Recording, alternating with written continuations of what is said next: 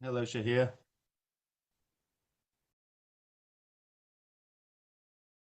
Hello, sir. How are you? I'm good. How are you? Thank you so much. I'm good. Good, good, good. Yeah, how's your week going? It is great. Good, good, good, good. Cool. Yeah. How are things going with your with the NGO you work with?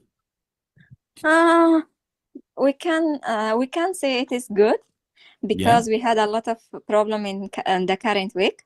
Mm. I am living in Afghanistan, and Yes. currently Taliban is the power is Mm. Taliban is in the power here in Afghanistan, and Yeah, in this week they made decision on banning of internet in Afghanistan. really, that's And awful. Sorry to yeah, hear that. Yeah. yeah, it is about 3 days that internet has been banning in 13 provinces, Right. including our province where we live, Yeah. and all the fiber optic internet, including the DSL internet, has Yeah. been banned. I see. But fortunately for now, our mobile data is working via SIM Mm. card. We activated with high cost via SIM card. Yeah. But Oh, it's see. the unfortunate news is that they send some warning letter to internet service providers, to network internet service provider, Yeah. to ban all the Oh, to wow. don't provide such packets anymore, and Oh, give dear. them just a 1 week time. Yeah, I see. I Yeah, see. So you've got so you might be able to join next week, but then after that, will it I'm be not really sure. difficult for you to continue to attend? Yeah, they gradually banning all the internet. If Oh, it that's continue, awful. I won't. Yeah, yeah. Oh, that's a shame. I hope you are, if there's some kind of workaround or some way to continue to attend, I hope you're able Yeah, to. you know Yeah. the the main reason for banning the internet is girls, because it is about 4 years that girls are not able to attend in the school. They closed Yeah. university, they closed the school, they closed even working. We are Mm, working online, awful. not on site. But the main reason for banning internet is girls, because the Taliban, our government, stated Mm. that they work online, they study online, and it is not acceptable for us people. It's terrible. Yeah, I'm sorry to hear Yeah, that. yeah. I remember teaching a similar sort of thing to what I'm doing now with some students in Afghanistan last year, and it was a similar sort of thing. Like they'd been going to university, but then their education had been just made illegal. So I was providing some free IELTS lessons for Hmm. for a group of women in Afghanistan. Yeah, But yeah, I hope you're able to continue to attend. Um, I so hope just so. yeah, to just had somebody join. Hello, is it Lam? Lam? Yes, Hi, how are you? I am great. Thank you. You're yeah, good, good, good. You're in Vietnam, I assume? Yes, I'm Vinam. Yeah, fantastic. Thank you for joining the lesson. I was just talking to Shahir there from Afghanistan. So Oh, we've got a few people from different parts of the world joining up. okay. Um, yeah, so yeah, thank you for joining. So I'll just quickly explain a few things, basically how this class works. So I run a community campaign called Help Hanoi's Homeless, which you can see on Yes. the screen now. And we help needy families in Hanoi with things like food, rent, medical bills, and things like this. This lesson is pay what you can afford, so you can pay as much or as little as you like for this lesson. If you're able to make a contribution, the contribution goes directly to my charitable campaign, just to help people who are underprivileged. We're doing these lessons every Monday, Tuesday, and Wednesday, 6 to 7 p.m. That's UTC +7 or GMT +7, which is Hanoi time, Vietnam time. If you do want to make a contribution and you're in Vietnam, you can use the QR code here. And if you are elsewhere in the world, you can use PayPal. So first thing I want to do, if you haven't already, is you can join up to. I'm doing this. I'm carrying out these lessons through the Stacks English IELTS Master Course, which is a course I've made. This is a course on Udemy. If you want to join the course free of charge, so that you can study in your own time, there is a link there in the chat box. So you can see it up at the top here. You can click on that, and that will give you a coupon code so that you can get the course free of charge. So you can just click that link, and then you can click enroll now, and it will be free. Anyone who's watching this in the future, because these lessons, of course, are recorded so that people can watch them in their own time. This coupon code may no longer work because it's only going to work for another 24 hours. I will make a new one in future lessons that you can use. So you can use this one. If you type in Stacks English IELTS Master Course into Google, it should bring up the course. And if you enter in the coupon code English for Everyone, no spaces, all capitals, and click apply, then it will make it 100% off. That will be a free course, and you can join along.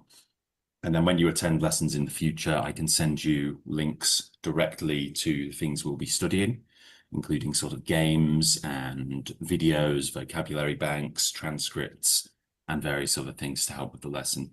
So if you guys want to, if you haven't already, please sign up to the course there. Can I ask questions? When I click, I have to copy the coupon and put it and insert it in the coupon box, or I just need to click the enroll. You should be able to just click it, and if you're on a laptop you should, either way, you should be, whatever device you're on, you should be able to click the link, and it will bring this up with the coupon code already preloaded. If the coupon code isn't preloaded, just go down to enter coupon and just type in English for Everyone, and then you'll be able to get that coupon, and that will entitle you to free access to this course. That's lifetime access. That's not it's not a 30-day trial or anything like that. It's full free lifetime access, so you'll be able to access the course indefinitely, so you can study in your own time. You can practice the things that we're going to practice. You can practice the games and vocabulary, and even do some of the writing tasks and things like that in your own time. So thank you for joining up, you guys. What we're going to look at today is we're going to look at an environmental module about wind turbines and their effectiveness. So we'll start off with a quick video about wind turbines. So I'm just going to, I'll kindly ask you just to turn the microphones off while we play this video. And I'll turn mine off too. Let me just put the subtitles on as well. Okay.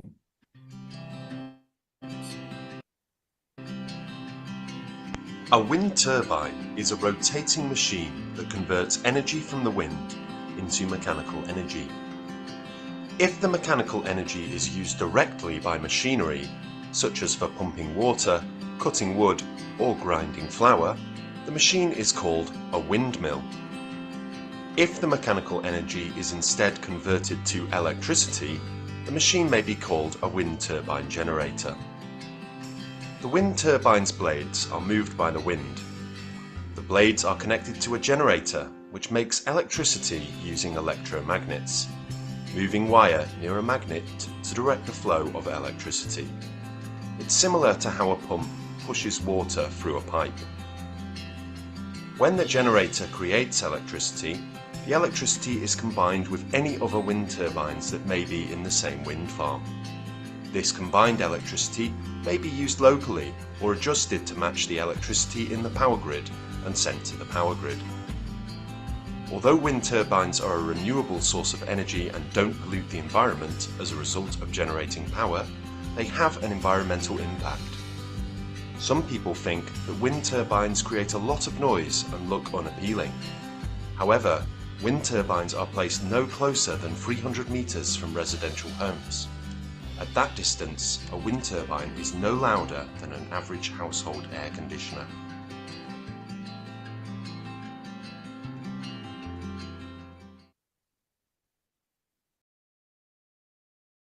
Okay.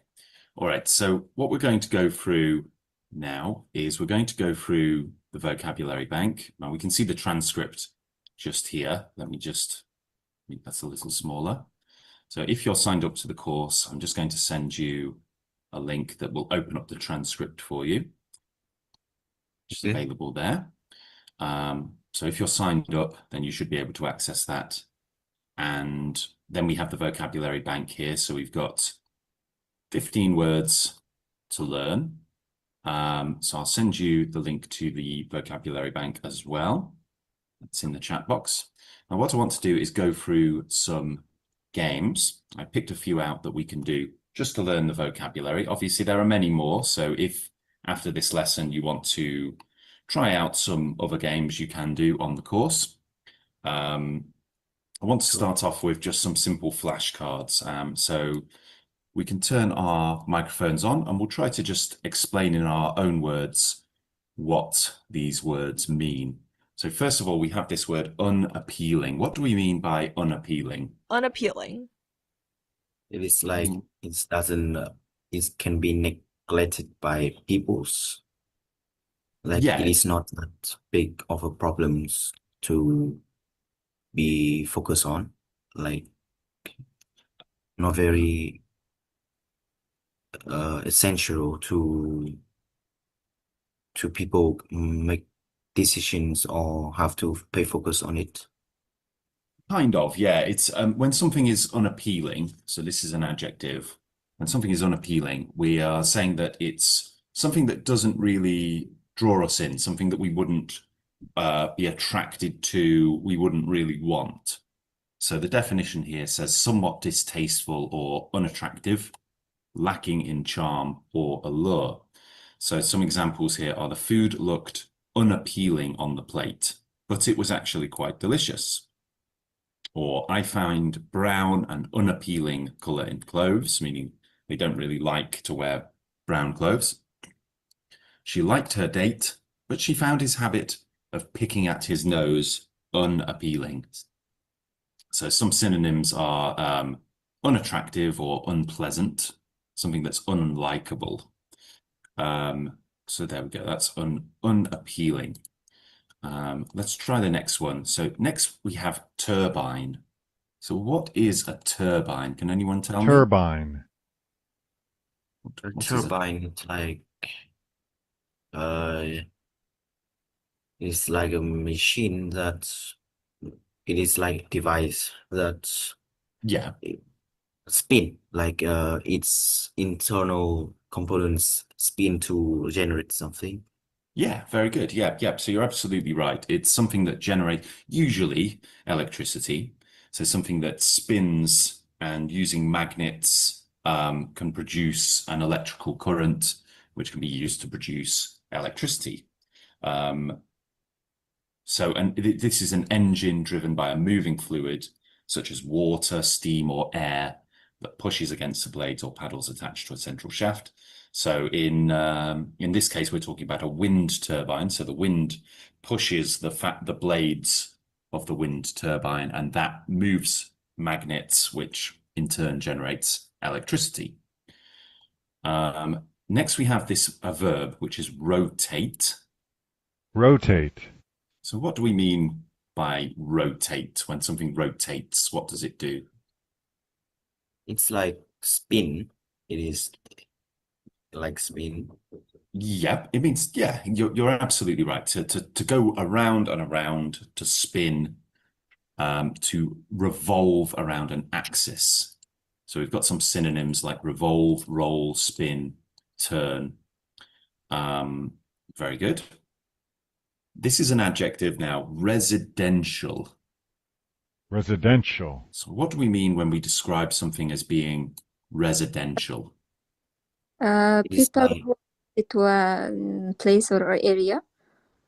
Yes, Live. related to, yeah, go on. Sorry, Shahir, go ahead.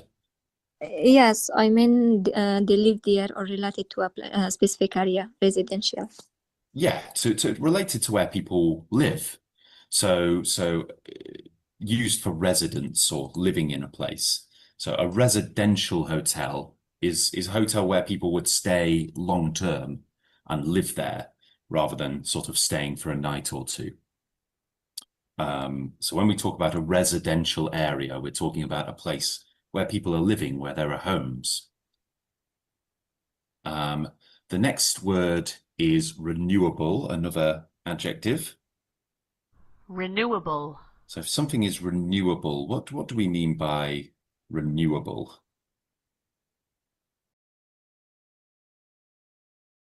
it is like you can able to make it as new.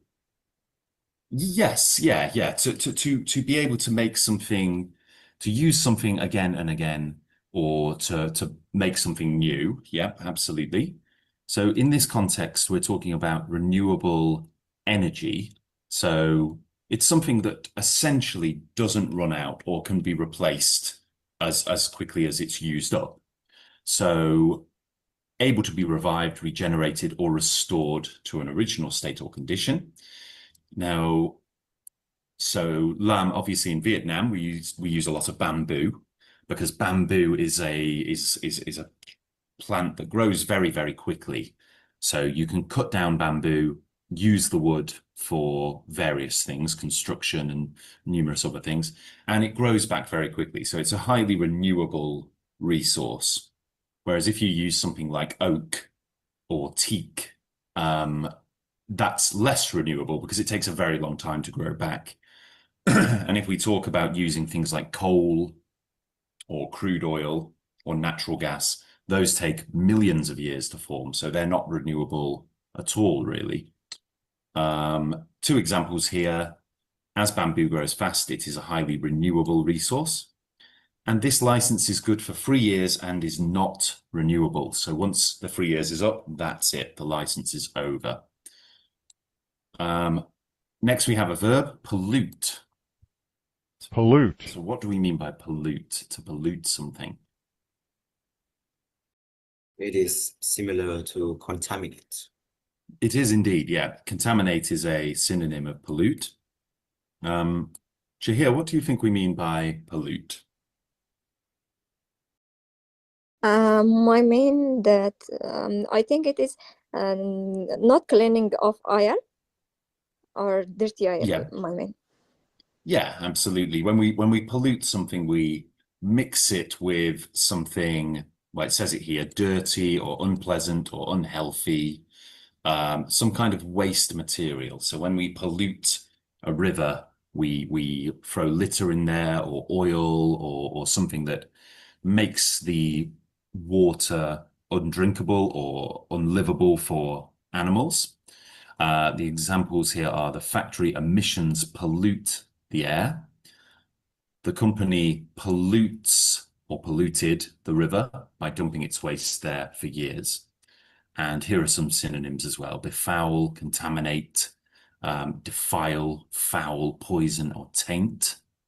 And the opposite words, the antonyms, would be to clear something or to purify something. Right, very good. Okay. Mechanical. Mechanical. Something is described as mechanical. What is it? What do we mean by mechanical action or a mechanical machine? Something related to mechanic. Yep, very good. Yep. So it is related to mechanics. And what's the difference between, say, a mechanical machine and an electrical machine? So we know that an electrical machine runs on electricity, but a mechanical machine is different, like isn't it? it runs on fossil fuels. No, actually, not necessarily. So some mechanical machines may run on fossil fuels, but a bicycle is mechanical because we're talking about kinetic movement. We're talking about parts that move without the use of electricity. So when we're talking about machinery that is moving because one part is moving another part. So when you ride a bicycle, you put your feet on the pedals and you push up and down, which causes the chain to move, which causes the wheels to rotate. This is all mechanical movement. If you are on an electric bike, that's an electrical machine. It's using magnets and various things to create the movement rather than a mechanical machine which moves purely based on the energy that's put in kinetically. So mechanical parts. So the laptop I'm sitting at right now is not mechanical. It's electrical. But if I had a typewriter, that's all mechanical because it relies on me forcibly moving the parts to get the thing to work if I was using a typewriter. Okay. The next word is magnet. So what is a magnet?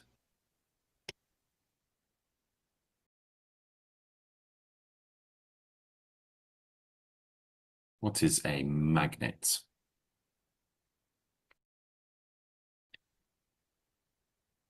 It's like a type of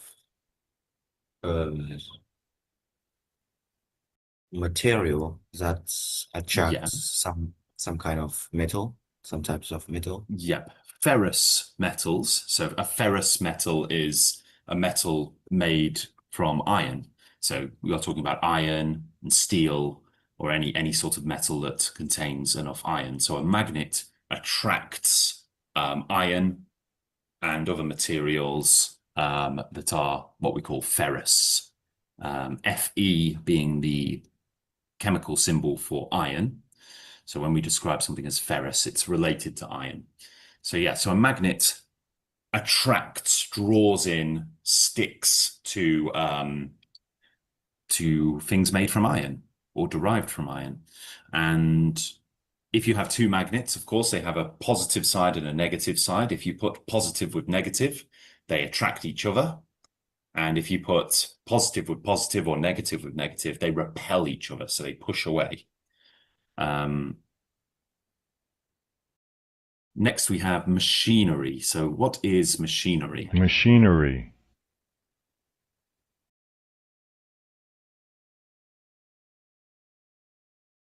It's a collective noun. How would you describe machinery, Shahir?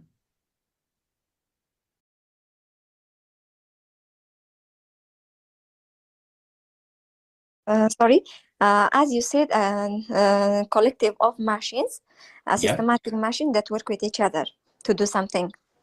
Yes, exactly. Yep. So the definition here on the flashcard isn't amazing, but yes, something collective machines, labor-saving devices, or a synonym could be apparatus. Very good. Next, we have this word impact. Impact. Now that can be a noun or a verb. What do we mean by impact? Either to impact or an impact. Effect or efficiency on something. Yes, yeah. It's something that has an effect on something else. It could be a physical impact, like two things colliding together, or it could be a more abstract impact, like societal attitudes towards something having an impact on the way that the society develops. So here's an example of it physically.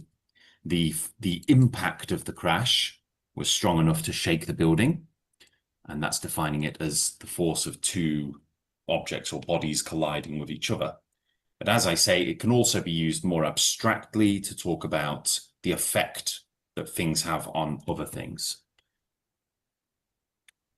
Generator. Generator. What is a generator? What does it do? It's a machine that could produce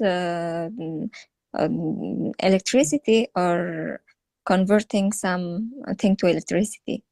That's exactly right. Some power. Yeah. So most often a generator produces electricity.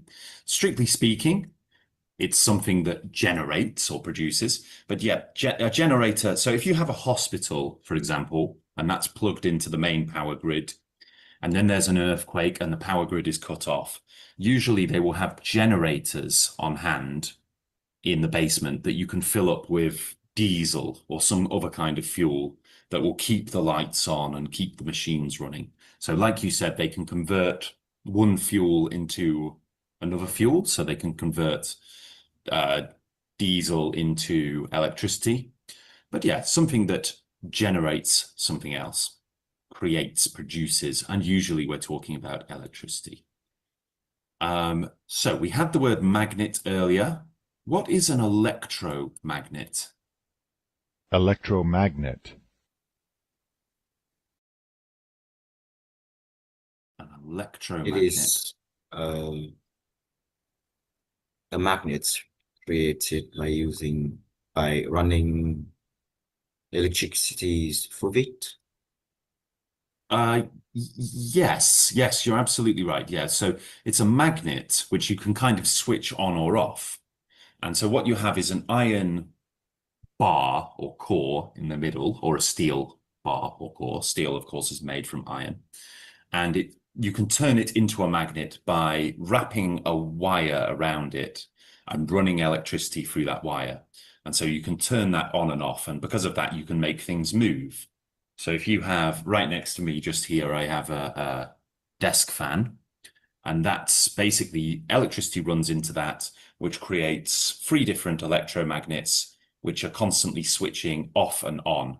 And because they're switching off and on, it's causing the blades of the fan to move around and rotate, which then pushes the wind towards me, pushes the air towards me, and cools me down. So a lot of our electrical machines run using electromagnets. All right. Next, we have the word convert. To change. Convert. Yeah, exactly. Just to keep it short and simple, to change something into something else, to transform something into another form, substance, or state. So we can convert the sofa into a bed, and the gas engine converts the gas into electrical power. And there are lots of synonyms for this that go all the way off the flashcard there. But yes, I think the most simple definition there is to change. Next, we have combine. So when we combine something, Combine. what do we do? Combine when we have two things together. Yep. Yeah. When we have 2 things mixed together, or more than 2 things, a plurality of things mixed together. So to bring or join together as into a whole. The examples here, when you make bread, you first combine the flour and the salt. And then it says, we're a number of music students. Sorry, we're combining, that would be the continuous form of combine. We're combining a number of music students from each school to form an all-city concert band. And here are some synonyms, sort of blend, join, merge, mix, unite, bring them together. And if you want some opposite words, some antonyms, we've got some things like separate, or dissolve, or isolate. And last one, we have blade. Blade. So what is a blade?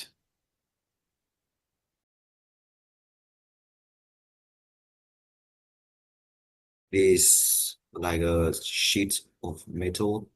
It can be. is stretch out to make it longer. Then Yeah. Most definitely. Yep. So blade is sort of a stretched out sheet of quite often metal, but you can have blades made of plastic as well. So if you have the blades of a desk fan, that's they're usually made of plastic rather than metal. So it's sort of the cutting part of a knife or a sword or scissors, but it's also the blades of a fan or the blades of a wind turbine. They're designed to be carried through the air. The blades of a fan are designed to cut and push the air forwards. Right, great job, guys. So we're going to try that in the form of a little game here called Guess What. So we're going to have some clues about what word is the correct one. We can have some, we can buy some of these to give us some hints, to give us some help if we need it. We're going to try to guess which is the correct word. So we'll have 3 or more words here on the side. And then we'll have some clues here. So first of all, we have a transitive verb, to cause to revolve around an axis. What does Rotate that? is correct. Rotate is correct. Well done. Very good. And we've got the synonym turn. Fantastic. Good stuff. Next, we have an adjective, and a related word is domestic. Any idea what we mean? Go on, Lam. It is residential. Residential, very good. So yeah, related to the home, related to living, used for residence, a residential hotel. Very good. Next, we have an adjective, and a similar word is distasteful. So when something is distasteful. Unappealing. Unappealing, yeah, we don't like it very much. Unpleasant, unappealing.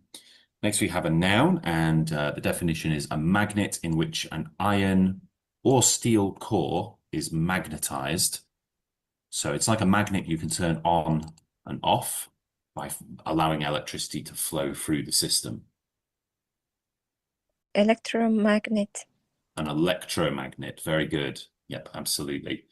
Next, we have a transitive verb, the gas engine, the gas into electrical power. Maybe convert. It is, yeah. And in that sentence, it would be converts if we're using the present simple. Yeah, so to transform something. Very good. All right, lots of points there. Good job. All right. Grab a couple of these just to help us out if we need it.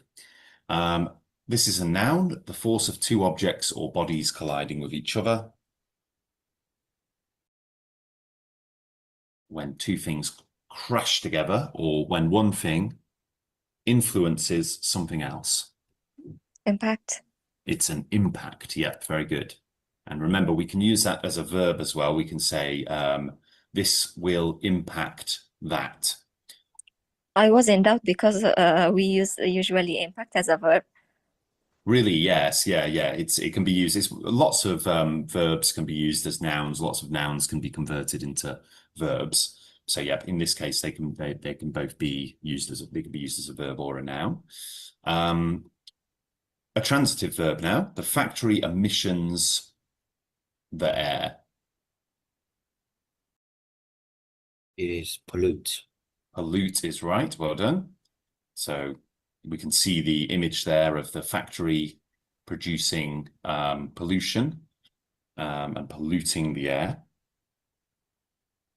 Next, we have a noun, an engine driven by a moving fluid such as water, steam, or air that pushes against the blades or paddles attached to a central shaft.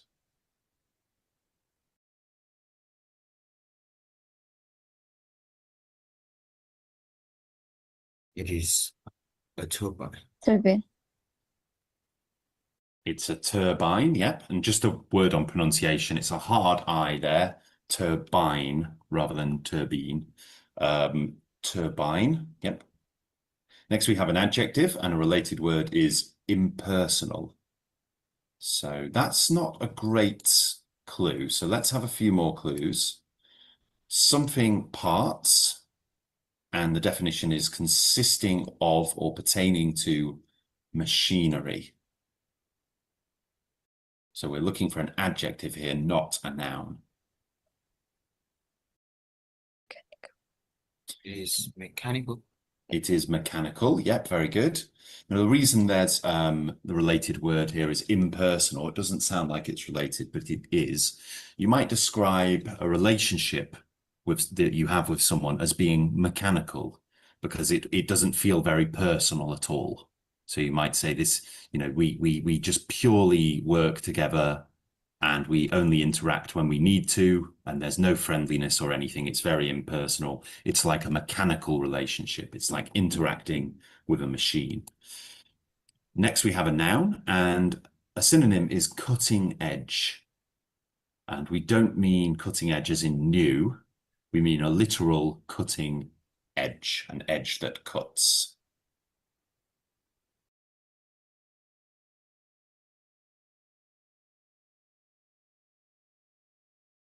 Let's take a couple of them away.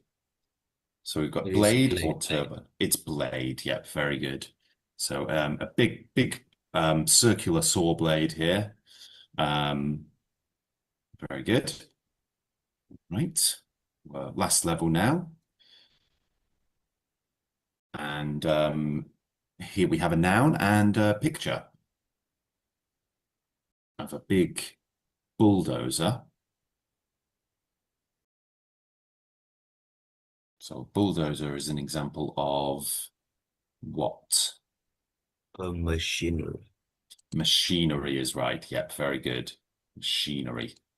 Fantastic. A transitive verb meaning to bring or join together into a whole.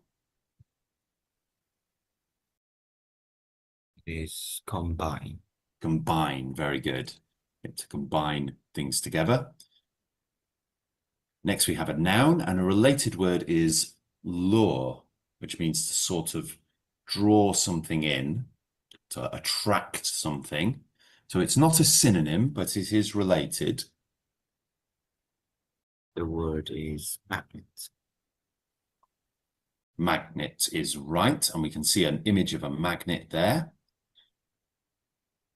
Very good.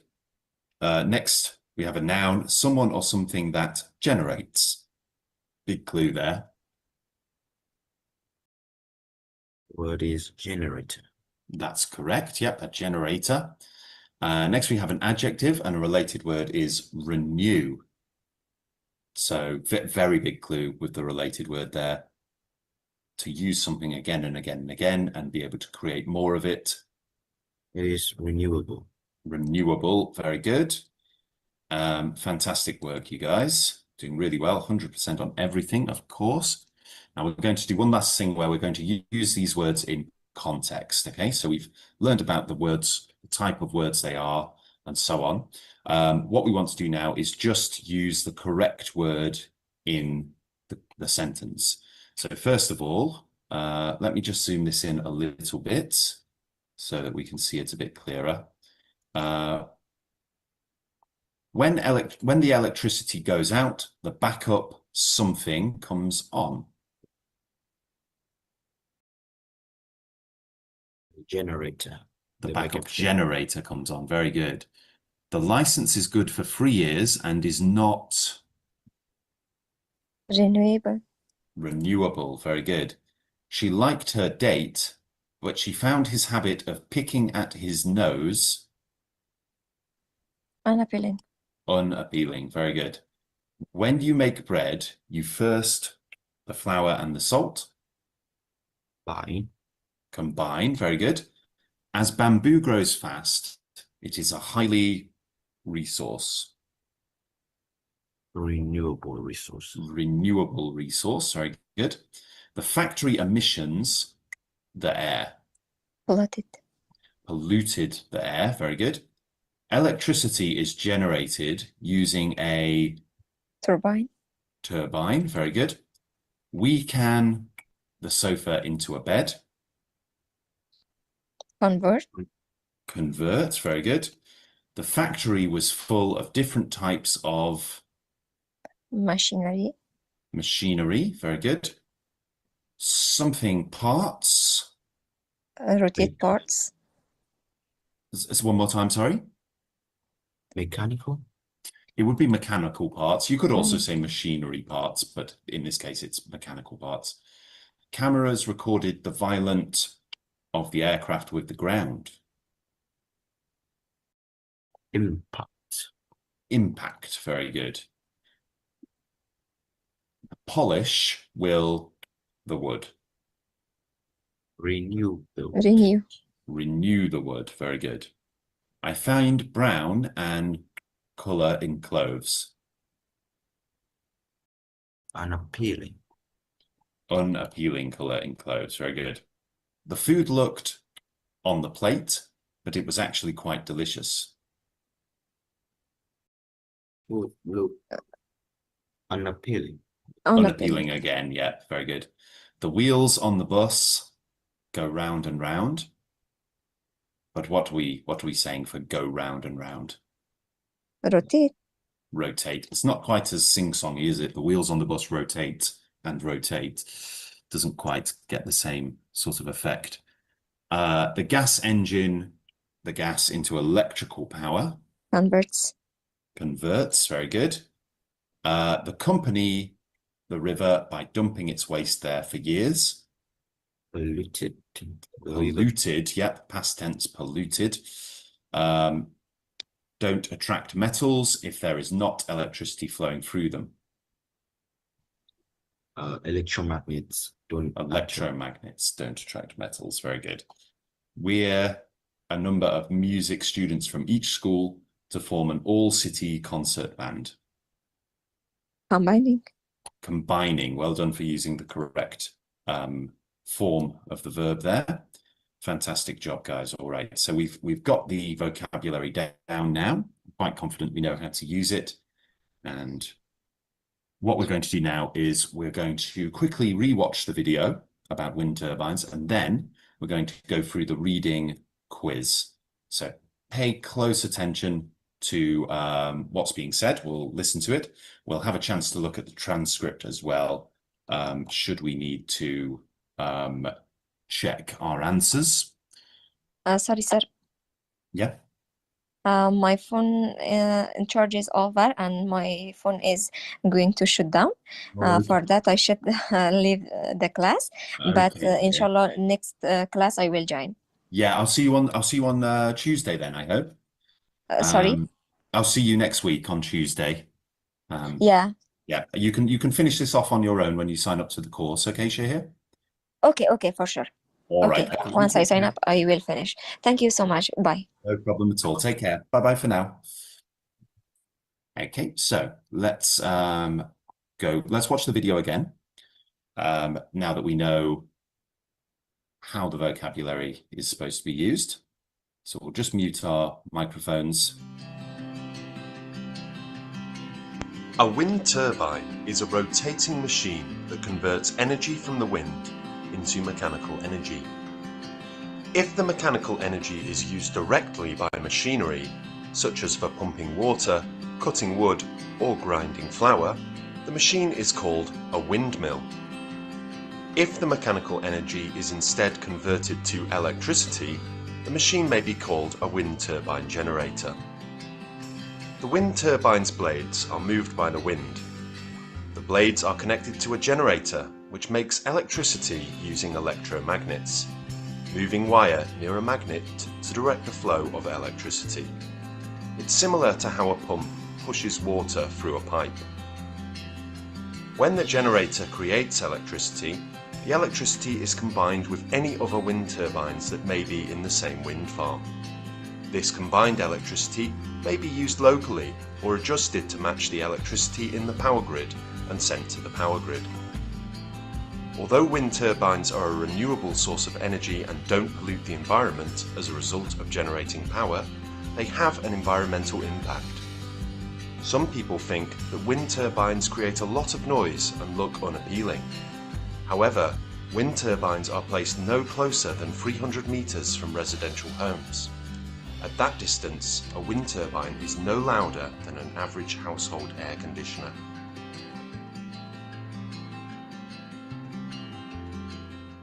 Okay, so what we'll do is on the next page we've got the transcript. So we'll keep that open. And my advice when you're using the Udemy course here is to duplicate the tab and open up the reading quiz, on one of the tabs, and keep the transcript open on the other one, so you can easily flick between the two without sort of losing your place in the quiz.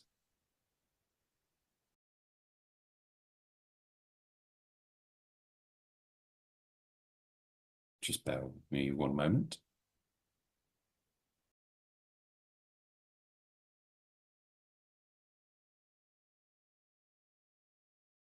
Okay, so we'll open up the reading quiz now. We'll go through it and see how well we do. So 7 questions, fairly simple. A windmill is a machine that uses mechanical energy directly. Is that true, false, or not given?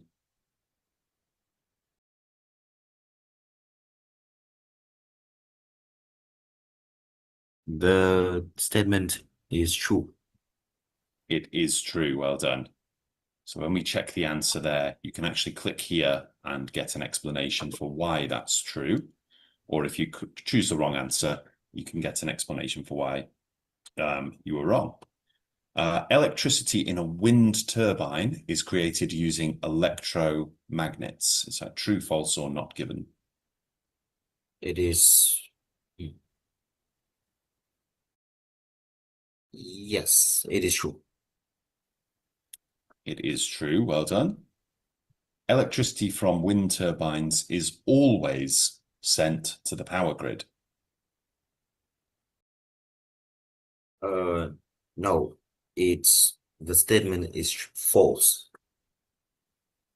You're quite correct. It says it's, I believe, so what we have there is an example of an absolutism. An absolutism will use words like always, every time, all the time.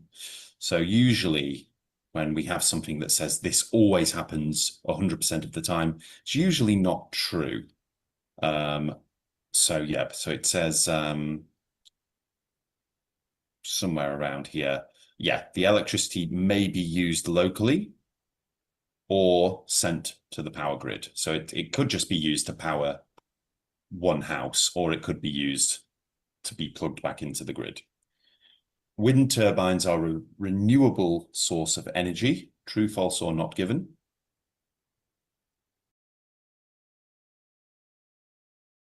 It is true. Wind turbines. Yes, it is. Yeah, very good. Wind turbines have no environmental impact at all. It is true. It's not true, actually. So do you think it's false or not given? We can have a little look for words like environmental or impact or related words. So we've got it directly here. Although wind turbines are a renewable source of energy and don't pollute the environment as a result of generating power, they have an environmental impact. So what's the answer there? It is false. Yes, that's right. It's false. They do have a bit of an environmental impact, not nearly as much as fossil fuels, of course. Everybody thinks wind turbines look ugly. So this is, again, another absolutism. Everybody does this all the time. Is that true? It is False? false.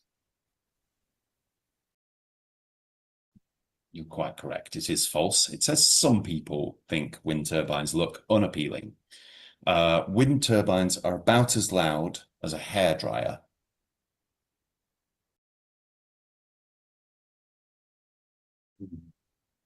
It is false. So what it says Oh, right it at the is end there as is, loud as an air conditioner. yeah, So no it's louder than an average household air conditioner. It doesn't really say, is a hairdryer louder than an air conditioner? Is it quieter? We don't really know, and it doesn't say, so it's not given. Right, well done. Very good, very good. All right, we'll do a little bit of paraphrasing now. Okay, so let me just get this ready. Let me see if I can actually access that normally.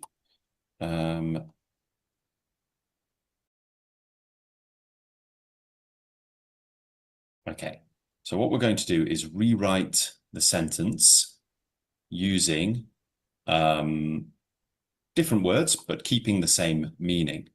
So this is a task. Now, if you've signed up to the course, you can actually do this directly on the Stacks English IELTS Master Course using this link.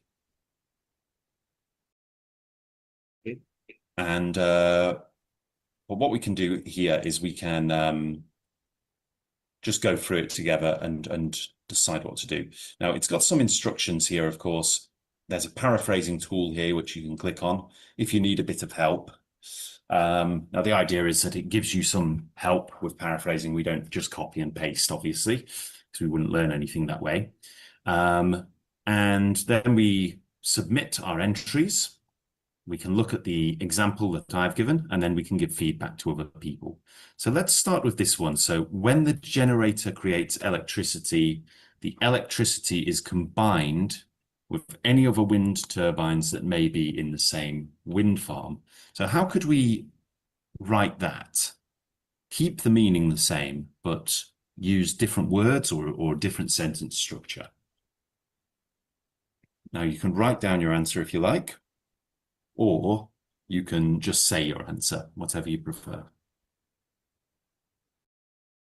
The electricity is generated by the wind turbine is combined with any other.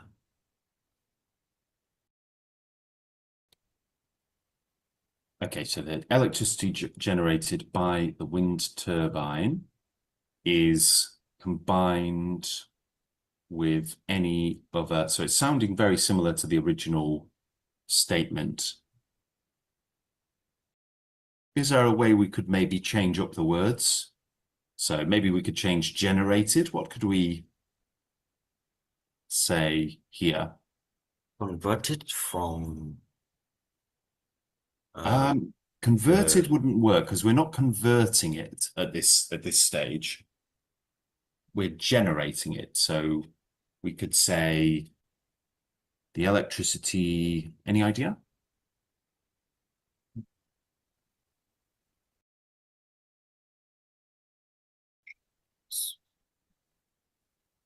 in the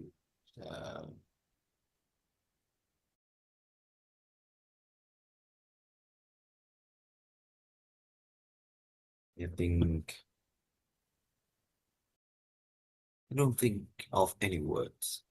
What about produced? We could try the electricity produced by the wind turbine. Oh, I've lost it somehow. Hold on. So let's try that one. So the electricity produced by the wind turbine. Now we don't usually, just so you know, we don't usually change nouns. We definitely don't change proper nouns, but we don't usually change nouns. So there's no need to try to change wind turbine. You get some people trying to change it to windmill, which is inaccurate because a windmill is a different piece of apparatus. So the electricity produced by the wind turbine, what does it do? Is merged with merged. Yep. With any, I keep typing Q by accident. With any others. Generator? We don't have to, yep, with any other wind turbines. I've written it twice. Sorry, long day today. With any other wind turbines in the same wind farm. Yep, in the same wind farm. Yep, very good. So that's means the same thing. We paraphrased it quite well. Now, one way that I would say is a good way to paraphrase things is to read the sentence and then cover it up like that, and then try to think about what it was actually saying and write it down in your own way, and then show it again and see if what you've said has kept all of the relevant information. Let's try this next one. So the blades are connected to a generator, which makes electricity using electromagnets. Moving wire near a magnet to direct the flow of electricity. Now, this bit here where we have a hyphen, this bit is describing what an electromagnet is. So just bear that in mind when we paraphrase this.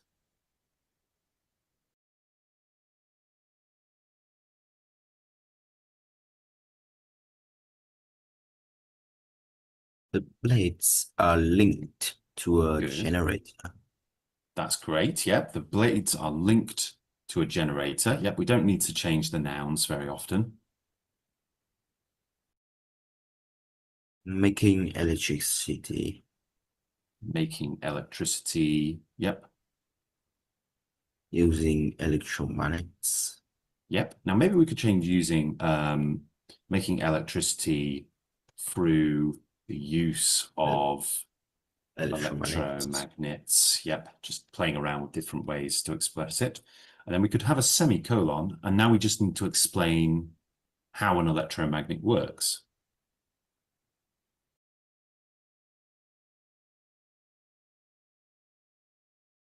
Mobile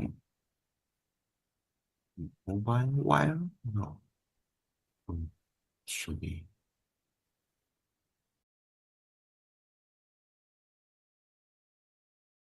We could even break it into another sentence. So we could say, these electromagnets work by, if we want to simplify it a bit. Mobilizing the wire. I think mobilizing does mean moving, but I think we're kind of overcomplicating it there. So I think we could just keep it with moving. Yeah, we don't have to overdo it. Moving is simple and explains what we are. Mobilizing the wire just sounds a bit. We usually say mobilize when we talk about like mobilizing an army or something like that, or mobilizing a fleet of vehicles. So mobilizing a wire just sounds a bit strange. So we can just keep it as moving by moving wire.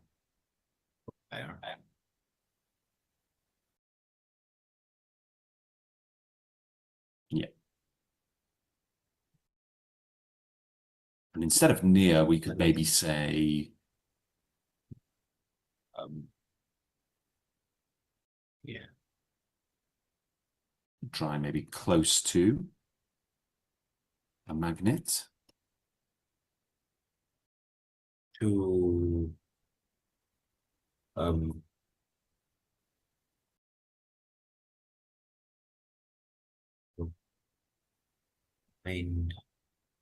to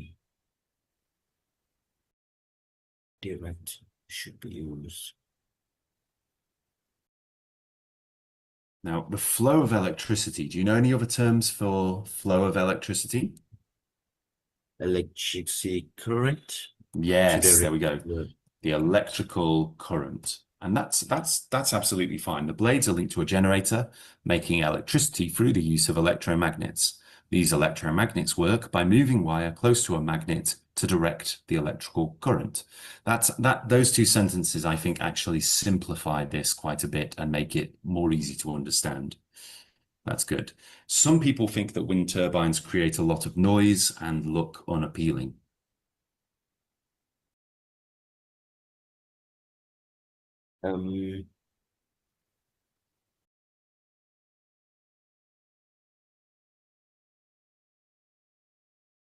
People should be used as. Say that again. Sorry, I misheard you there. I would use some opinion. Okay, so rather than saying some opinions, you could say some people are of the opinion that wind turbines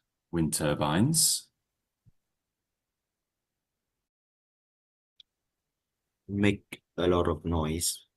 Now, when we say make a lot of noise, why don't we try using an adjective instead of the verb make? If something makes a lot of noise, it is what? It is noisy. Noisy. So we could say wind turbines are noisy. And Yep. And affect the looking of the scene. Or okay, let's say instead of the looking of the scene, let's say aesthetics of the landscape. So that would be a really good way. Affect the, it's definitely more advanced English than look unappealing. Affect the aesthetics of the landscape, meaning that when we look across at the scenery, the landscape, some people think, oh, trees, trees, trees, rivers, mountains, and then they see wind turbines and they think, oh, that's ugly. If we wanted to make it simpler, we could say, and look ugly. So it depends on what we want to do. The common mistake people make when paraphrasing is trying to make things more complicated than they need to be. You don't always need to do that. Sometimes you might want to simplify a sentence and make it clearer and simpler. Other times you want to make it more succinct, so shorter and punchier. And other times you might want to make it more advanced. You might want to use more accurate language that encompasses more nuance into it, more information in a shorter space. So let's have a look at some of the examples here quickly. So when electricity is produced by the generator, it is integrated with the output of other wind turbines that may exist within the same wind farm. The generator produces electricity through the use of electromagnets, which operate by moving a wire near a magnet to control the flow of electrical current. That's almost the same as what we just wrote, isn't it? There are individuals who believe that wind turbines cause excessive noise and have an unsightly appearance. So when you do that on the Stacks English IELTS Master Course, you can actually look at other people's submissions, and you can give them a bit of feedback, tell them whether you think it's good or whether it's could do with some improvement. And people will give you feedback as well. You'll get feedback from other people who will tell you what they think of it.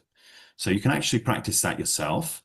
Again, just before we finish, I'll just quickly remind you that you can sign up for the Stacks English IELTS Master Course free of charge just here by using the coupon code English for everyone. That's available for one more day, so it finishes on the 19th of September. You've signed up already? Yes, I've done it simultaneously when you. Oh, brilliant. Brilliant. Fantastic. That's great to hear. So I'm glad about that. Now, just to round this off for anybody who's watching, who isn't in the Zoom room, who's watching online or anything else, this lesson is free. If you do want to make a contribution, you can pay via bank transfer if you're in Vietnam using the QR code just down here or the account number here. And if you're outside of Vietnam, you can make a contribution using PayPal at ax.english.tutoring@gmail.com. So all of the funds collected from these lessons will be used to support needy people in Hanoi. So we're talking about homeless people, we're talking about sick people, sick children, the elderly, people who are struggling to pay their medical bills, people who are living on the streets, people who are in food poverty. So we try to do as much as we can through my charitable campaign, Help Hanoi's Homeless. You can look us up on Facebook and the group. We go out 3 times a week to help sick people, to help the homeless. We also help local children's homes around Vietnam. And we do a monthly blood drive and lots of other things as well. So we're trying to raise funds basically just to help the underprivileged within Hanoi. That's why I'm doing these lessons. If you're able to contribute anything at all, it will all be appreciated. and will be used, 100% of the donation will be used to help people who are living in poverty. So, okay, Lam, so thank you very much for joining the lesson today. Be sure to let your friends know, if you have friends who are at a similar level of English as you are, please let them know to come and join. Like I say, you can pay whatever you can afford. If you can't afford anything, that's okay too. You can still join. If you can afford to throw in a little bit, every little bit helps. Okay. Before we finish, is there anything I can go over with you or any questions you have for me? Currently, I don't have any questions. Okay. All right, Lamp. Well, thank you for joining today. And thank you to everyone who joined on the live stream. And we'll continue again on on Monday at 6 p.m. That's UTC +7, which is Hanoi time. And then we'll continue on Tuesday and Thursday as well. Our next lesson will be on wind turbines again. We will be doing the vocabulary. We'll review the vocabulary, and then we will do some speaking. We'll get a lot of chance to do a lot of speaking, a lot of conversation practice, okay? All right, so I'll see you again next week. Enjoy the rest of your evening. Goodbye, Lam. Goodbye, everyone. Goodbye. Goodbye, guys. Forgive you for your help. No problem at all. No problem at all. All right, you take care now. Bye-bye. Bye-bye.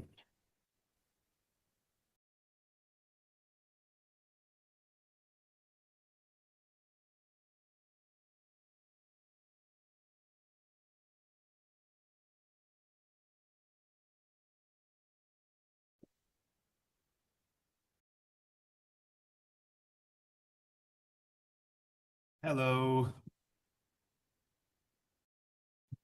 Hello, teacher. How are you? I'm good. How are you? I'm good. Thanks. Yeah, good. So yeah, well, I'm just getting a few things ready for the lesson today. And we're going to go through some vocabulary, okay? So what I want to start off with is I'll start us off with a little bit of reading, okay? Okay. Yep, so let me just get that ready for you. And we're just going to, what the lesson today is about bear rehabilitation. Hold on a second. All right. Okay. So I'm going to sorry, we're just getting a bit of an echo there. Right. Let's go through some of the video first of all, I think. Let's watch the video. Okay, Bounty? So just bear with me one moment. Watch the video together.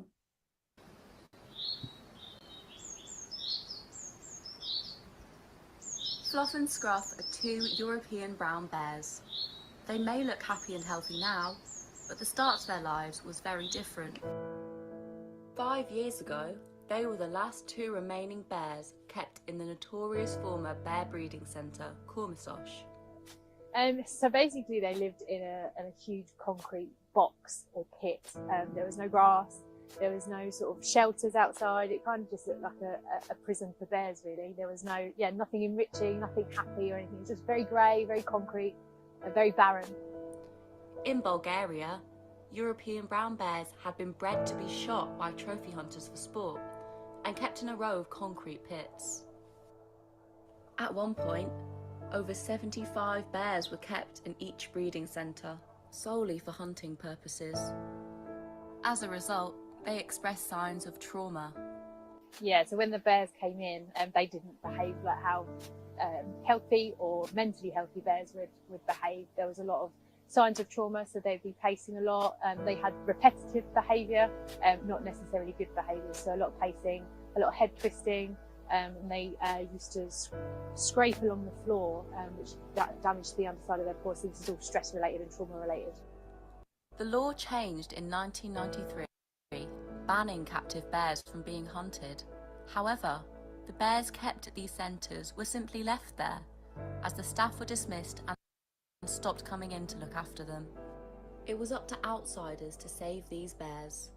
Locals would come and feed them twice a day, which is what kept them alive. They were emaciated, I'd say. If you're looking at weights, you're probably looking at 185 kilogram, when now you're looking at his top weight would be around 285 kilograms. They had no skills in their upbringing. Mother teaches them all the skills they acquire. So if they're not taught, they would just not find anything to eat until they used their nose and got in themselves into trouble. So they had to be taught to learn how to forage for themselves. Alertis, a bear rescue organisation, contacted the Wildwood Trust and asked if we could give these last two bears a home. We raised the money through fundraisers, and after a 1,500-mile journey through 9 countries, the bears arrived in their new 1.5-acre woodland paradise in Kent. Complete with a plunge pool, waterfall, dens, and up to 50 species of native trees. This couldn't be further from the concrete pits of Cormasosh. A lot of grass areas, which they use when they first come out of hibernation. They'll be eating grass mostly, so we've sown that with woodland species of grass that do well in the shaded areas. There's small shelters out there and large mounds. And the large mounds have been used for making dens in. The scruff particularly likes to dig these huge, vast dens. Head keeper Paul looks after Fluff and Scruff and monitors their daily activities. In Bulgaria, the bears were fed maize meal porridge, so their digestive systems were not used to processing regular food. Every fruit, every vegetable they eat is recorded, as keepers complete the long process of rehabilitating their diet. Now, the bears are fed on a nutritious omnivorous diet, which is expertly balanced to the bears and the seasons. A variety of enrichment is scattered around their enclosure every morning, so they have to do the work to find it, just like wild bears would. Following their rehabilitation and therapy, the bears are now unrecognisable to the frail, malnourished bears they were before. So we rescued Fluff and Scruff 5 years ago now, and a huge amount of the work that the amazing keeper team have been doing is to get them back into exhibiting normal bear behaviour, behaving like bears should do in the wild. And getting these poor, abused and neglected bears back to this level of health and vitality and natural behaviour has been a huge achievement. It's something I'm really proud of. So they've undergone torpor now, they're foraging, just doing bear stuff. They spend the whole day just being bears rather than being in this concrete pit, essentially. So when the bears first arrived, they were really underweight. They were completely out of all the natural rhythms of being a bear. And so we've got them back into those natural seasonal cycles and getting them to exhibit again as much of that natural bear behaviour as we possibly can. Yeah, it's really rewarding just to see them sort of bounce back, like completely forgotten about their past life. You know, the work we've done has been really nationally and internationally recognised now. We've won a Biazra Award for the rehabilitation of the bears. And we also had our keepers presenting at an international bear symposium on bear husbandry, you know, really setting the standards for the best ways of looking after bears in captivity. It's why you do the job. Half of the reason why you do the job. It's immensely satisfactory just to see them doing their stuff. I suppose ideally you would have them released, but that's not possible.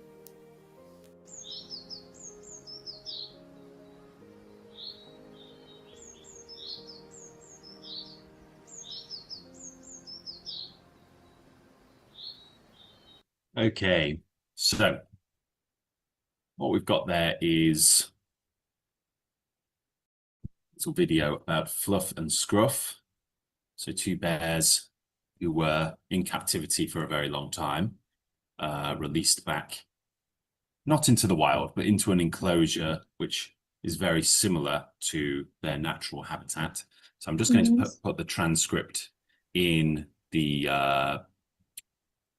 the chat box there. And what I also want to do is put the vocabulary bank in the chat box, because what we're going to do is we're going to practice some of the vocabulary. So if you do have access already to the Snacks English IELTS Master Course. You should be able to see the vocabulary bank there and follow along. So we've got lots of words to learn. If you don't have access to the course yet, you can join up by following this link with the coupon code English for All. So I think, Bowney, you're already signed up, aren't you? We're already signed up to the course, I believe. Oh, yes. Yes, fantastic. Yes, I Okay. have. For anyone who's watching on the live stream, if you want to sign up to the Stacks English IELTS Master Course for free, you can do so by typing in Stacks English IELTS Master Course into Google and going on here. And then if you go down here, there's a little bit where you can enter in a coupon code. So you can just type in English for All. That's English FOR all, no spaces and all in capitals. And you can join up to the Udemy course free of charge. So there's no charge. It doesn't run out either. It's a lifetime membership. And that course that coupon code will work until I think the 10th of October. So I think you need to sign up relatively quickly to get that done. Now, what we're going to do is we're going to go through some of the vocabulary. So we've got the vocabulary bank. Now, I've actually opened this up in a Word document just for simplicity's sake. So I want to just match up some of the terms here. Okay, so we've got lots of different words here. Let me make it a bit smaller. Okay. So first of all, we have this term breeding. So what does this match up to? Do you any thoughts? Breeding. Now, you can just say the letter, of course. You don't have to read out the entire definition. Excuse me, I'm reading. Yeah, that's okay. No rush at all.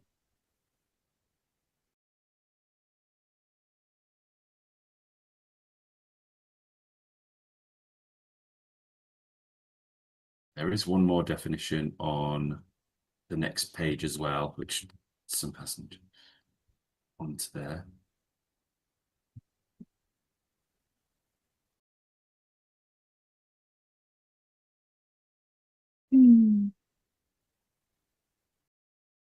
Zoom it out just a little bit more.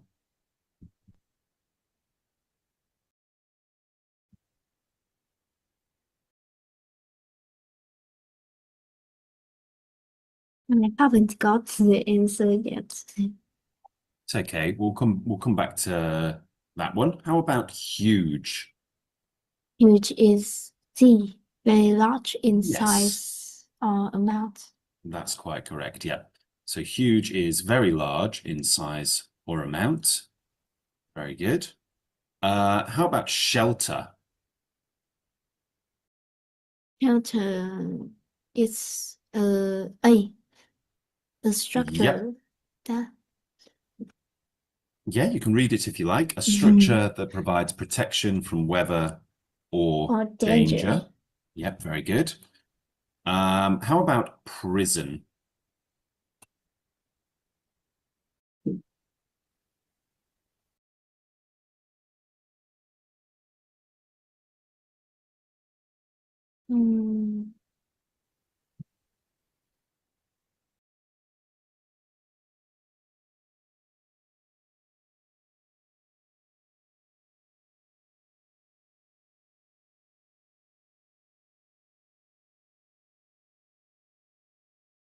Where is it?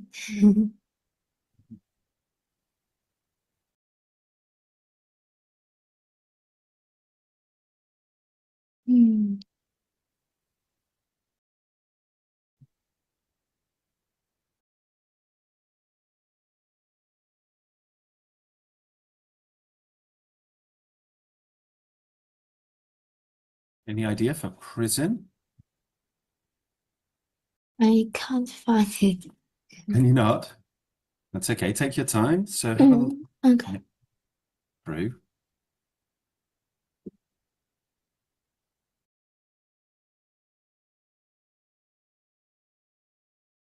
So when do we go to prison? And do you know the word generally, what a prison is? Um,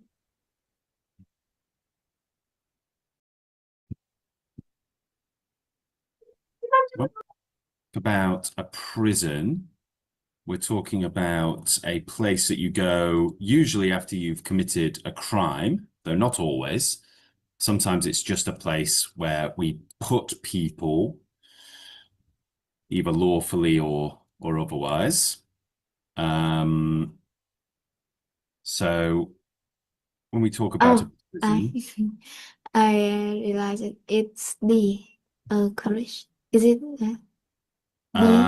it so it's prison is, let's have a look at it.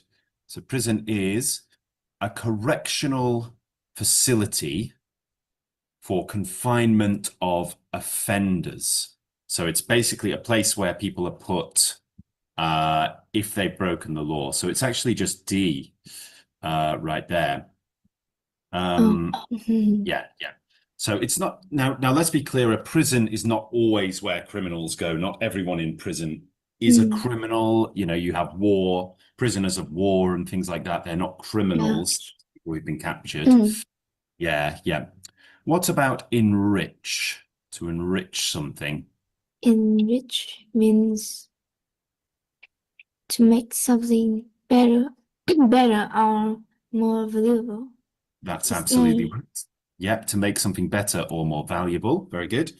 What is a trophy? Trophy. It's an act of completing a goal or task. Not quite. Okay. An award given for success or victory. That is exactly right. Yep, an award given for success or victory. What about trauma? When we talk about someone who suffers from trauma. Is an emotion, or physical shock. Yeah. An emotional or physical shock that lasts for a long time. Very good. How about repetitive? If we describe something as repetitive. It's repeating the same action. That's exactly right. Yep. And a scrape. What is a scrape?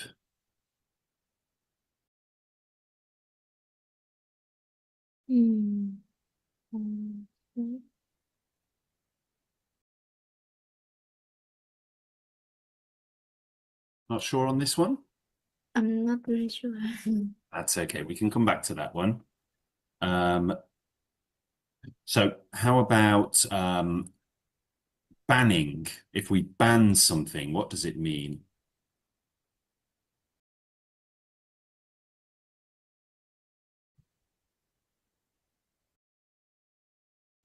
It's an official prohibition against something. That's exactly right. Yep, an official prohibition against something, so something that's no longer allowed. Dismissed. If someone has been dismissed, what does that mean? It means it's lost your job or position. Absolutely right. Lost your job or position. How about emaciated? So this is another adjective. If someone or something is emaciated. I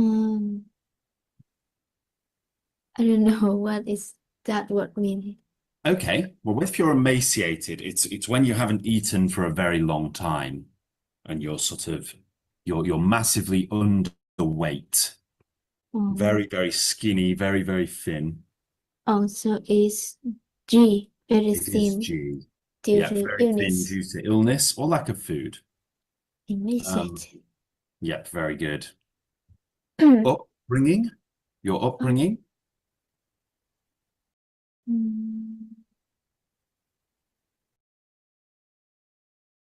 It's aim, the way a person is raised during childhood. Very good. How about the verb forage? To forage for something.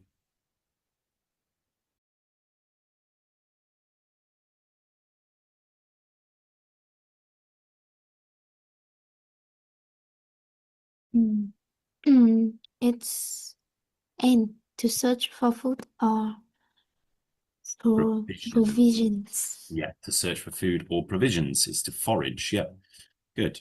How about paradise?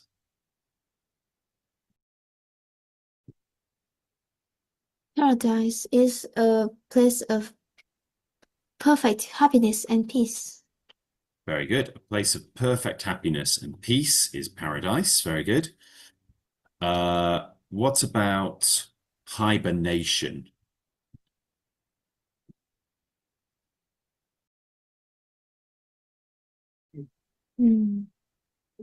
Actually, I don't understand that word. Okay, so hibernation is when it's something that some animals do. It's when they sleep for a very, very long time, weeks or months at a time, usually in the winter. Any idea what that could be?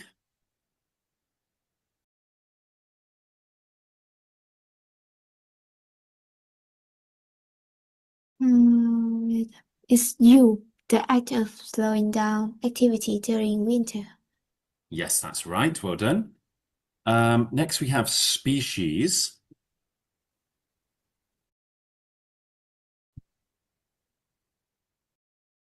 It is a species.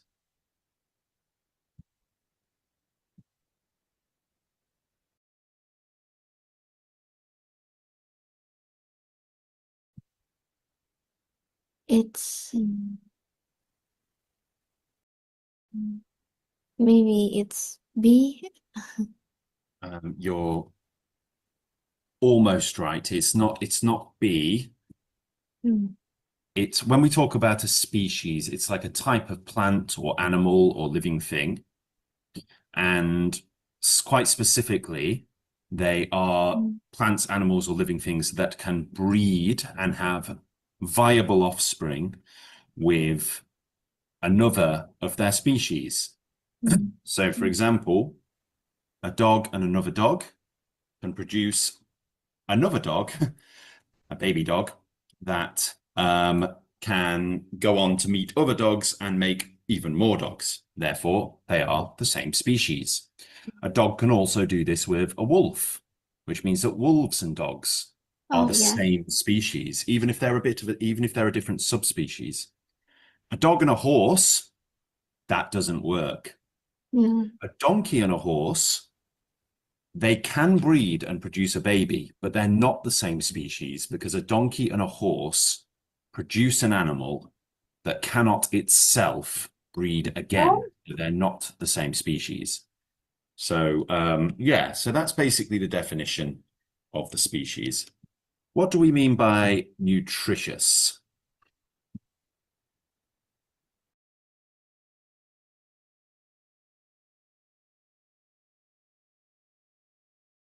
Is Yeah, providing good providing good nourishment. nourishment or health benefits. Very good. Yep, great stuff. Omnivorous.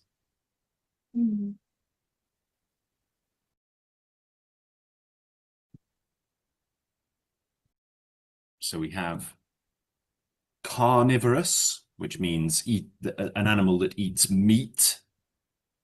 Herbivorous, which eats animals, and omnivorous does what? It's kill, eating Yeah. both plants and animals. Exactly, omnivorous. So human beings are omnivorous, and so are bears. What about unrecognizable? It's difficult to recognize because of damage or change. Exactly, yeah. So when they were talking about how much weight the bears have put on, they're now unrecognizable from how they were before. Yes. Yeah. Vitality.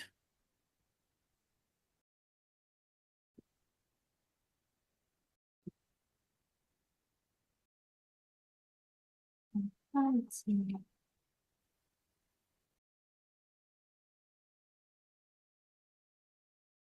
So vitality comes from the word vi, which is, well, it's a Latin word meaning life.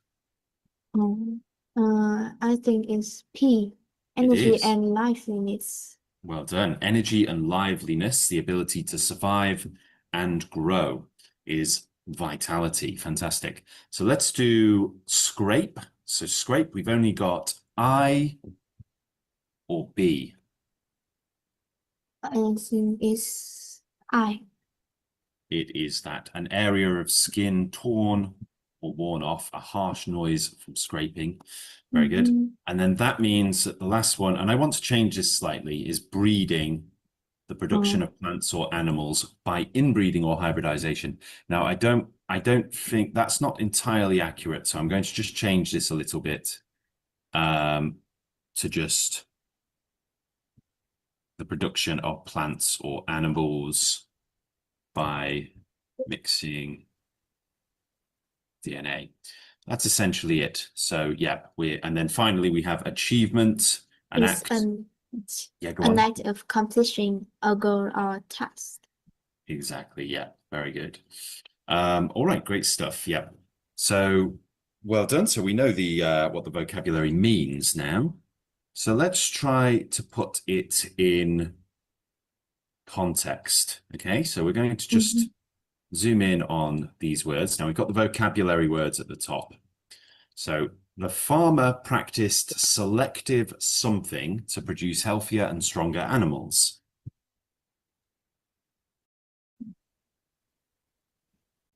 What did the farmer practice?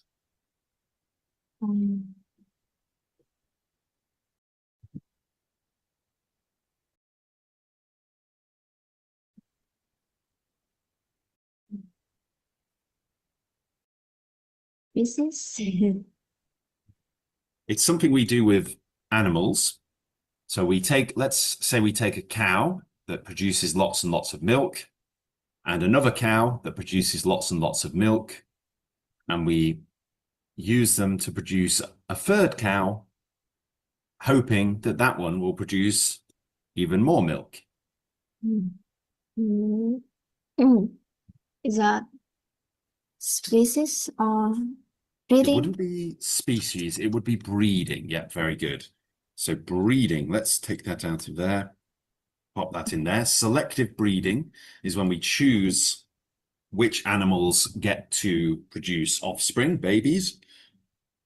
And when we're farming, we choose the ones that have traits or characteristics that we as humans want. So we want cows that produce a lot of milk, or cows that produce a lot of meat, sheep that produces a lot of wool, and different things as well. We also breed dogs to have specific traits, maybe a certain look, or maybe ones that can smell very well, or maybe ones that can swim. Lots of different types of dogs. We have dogs for hunting, dogs for guarding our homes, dogs that look very, very cute, big dogs, little dogs, everything in between. And we have selectively bred them to look this way. Yes. Yeah. The mountain was so something that it could be seen from miles away. It was so huge. Huge is right. Well done. Very good. Let's take huge out and put it in there. During the storm, the family sought inside a sturdy cabin to stay safe from the elements.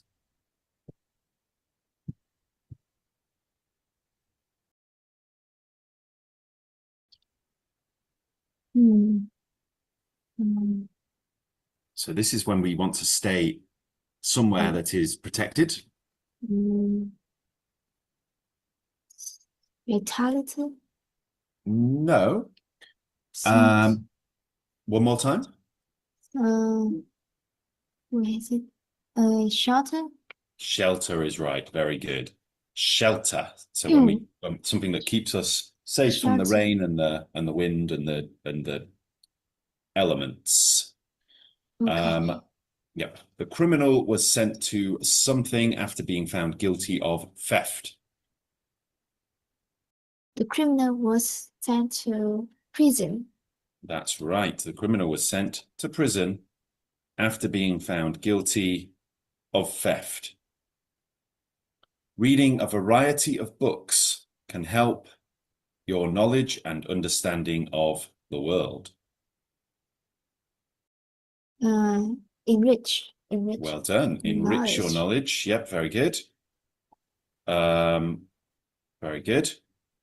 Next one, we have the winning team displayed a shiny something after their victory in the championship game. The winning team displayed a shiny trophy after their victory. Yep, well done. Let me just sort that out.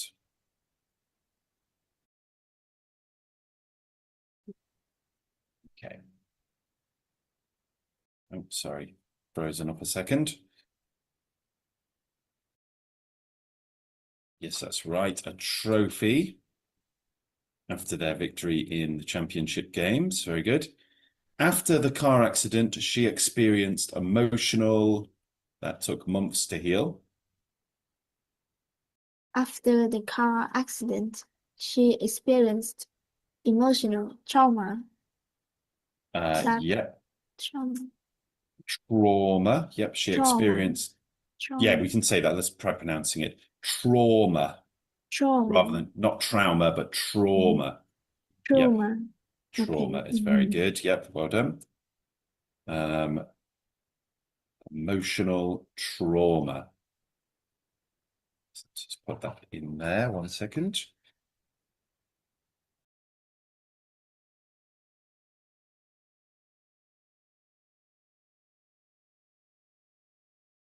Okay.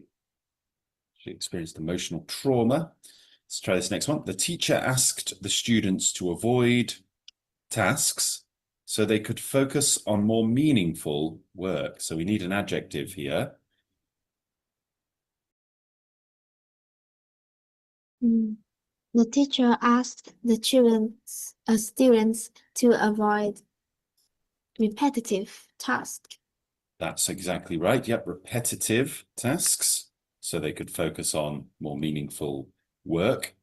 Next up, we have the dog looked something because it had lost a lot of weight due to illness. So there's 2 words that could probably go in here, but I think one is a bit better than the other. The dog looked emaciated. I think it's probably emaciated. An argument could be made for unrecognizable, but emaciated is more specific because it's due to weight loss, isn't it? The government announced on single-use plastics to protect the environment. A banning. A ban, yeah. So really we should, rather than using the continuous tense there, we should just say a ban. Because we're using the verb there. Sorry, we're using the noun ban, a ban, rather than banning, which is a continuous verb. So in this sentence, it makes sense to use the noun a ban. After the company went bankrupt, many employees were from their jobs. They were dismissed. Very good. Dismissed from their jobs. Very good. Fantastic. Her something shaped her values and attitudes as she grew up in a caring family. So what shaped her values and attitude? Upbringing. Her upbringing, very good. The way she was raised. Very good. Next up, during winter, some animals will, for food, to survive the cold months. So what will they look, what does this mean? Looking for food?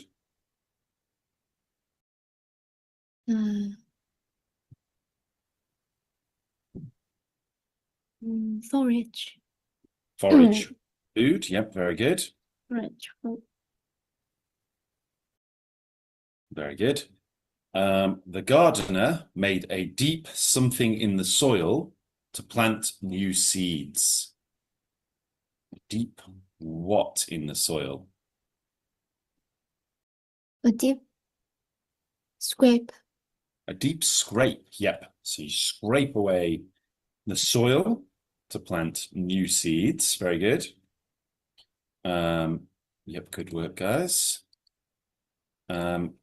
Many people consider the ocean to be a symbol of where peace and tranquility abound.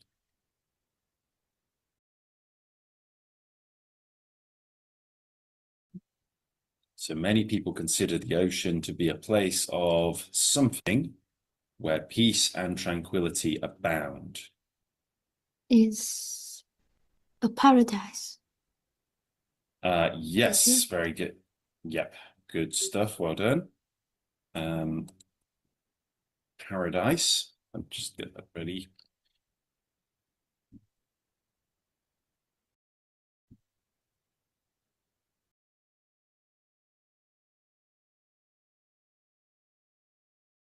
Right, okay. Paradise. Yep, very good. Symbol of paradise. Fruits and vegetables are sources of essential vitamins and minerals. So fruits and vegetables are sources of essential vitamins and minerals. Is nutritious.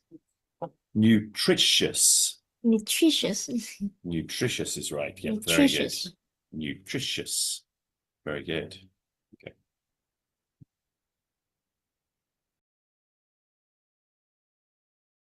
Next up, some animals are something feeding on both plants and other animals. Some animals are Some animals are omnivorous. omnivorous. Yep, very good. Omnivorous, feeding on other plants and animals. Good. His something was evident in his energetic and enthusiastic approach to life. So let's have a look at that.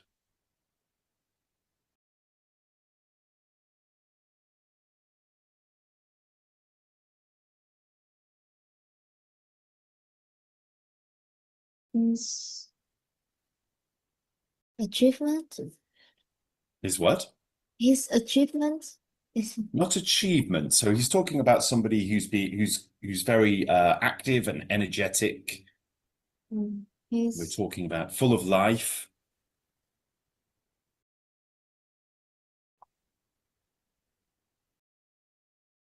vitality. Vitality is right. Yep, well done. Vitality. His vitality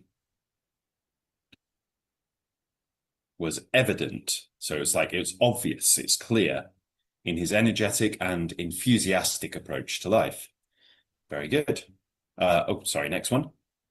Bears enter something during the cold months to conserve energy. So this is a noun. Bears enter what?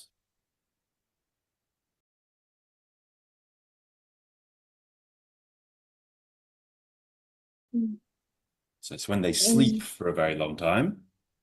Hibernation. Hibernation is right. Well done. Hibernation, where they sleep for a very long time to conserve energy in the cold winter months, when there's not as much food around.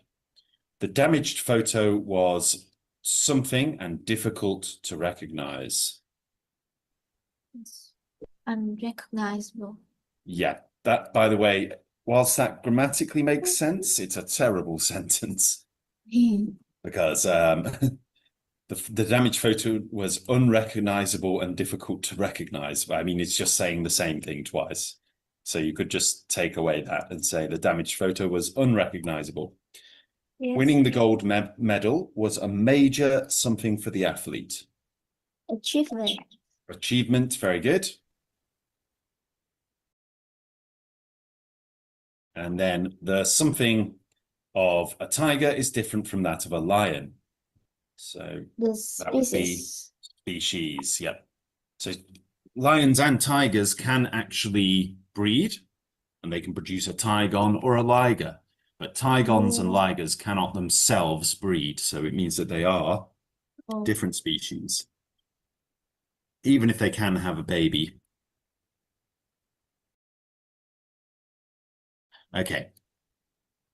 So what I want to do now is just to rewatch the video and read through the transcript. Okay. So we'll watch the video and the subtitles will take us through the transcript. And then we'll practice the quiz, the reading quiz. Okay. Okay. So let's watch the video first.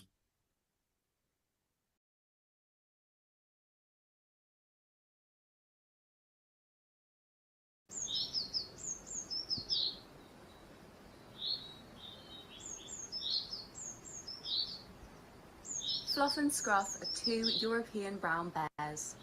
They may look happy and healthy now, but the start to their lives was very different. 5 years ago, they were the last two remaining bears kept in the notorious former bear breeding centre, Cormisosh. So basically they lived in a huge concrete box or pit. There was no grass, there was no sort of shelters outside. It kind of just looked like a prison for bears, really. There was nothing enriching, nothing happy or anything. It was just very grey, very concrete, and very barren. In Bulgaria, European brown bears had been bred to be shot by trophy hunters for sport and kept in a row of concrete pits. At one point, over 75 bears were kept in each breeding centre, solely for hunting purposes. As a result, they expressed signs of trauma.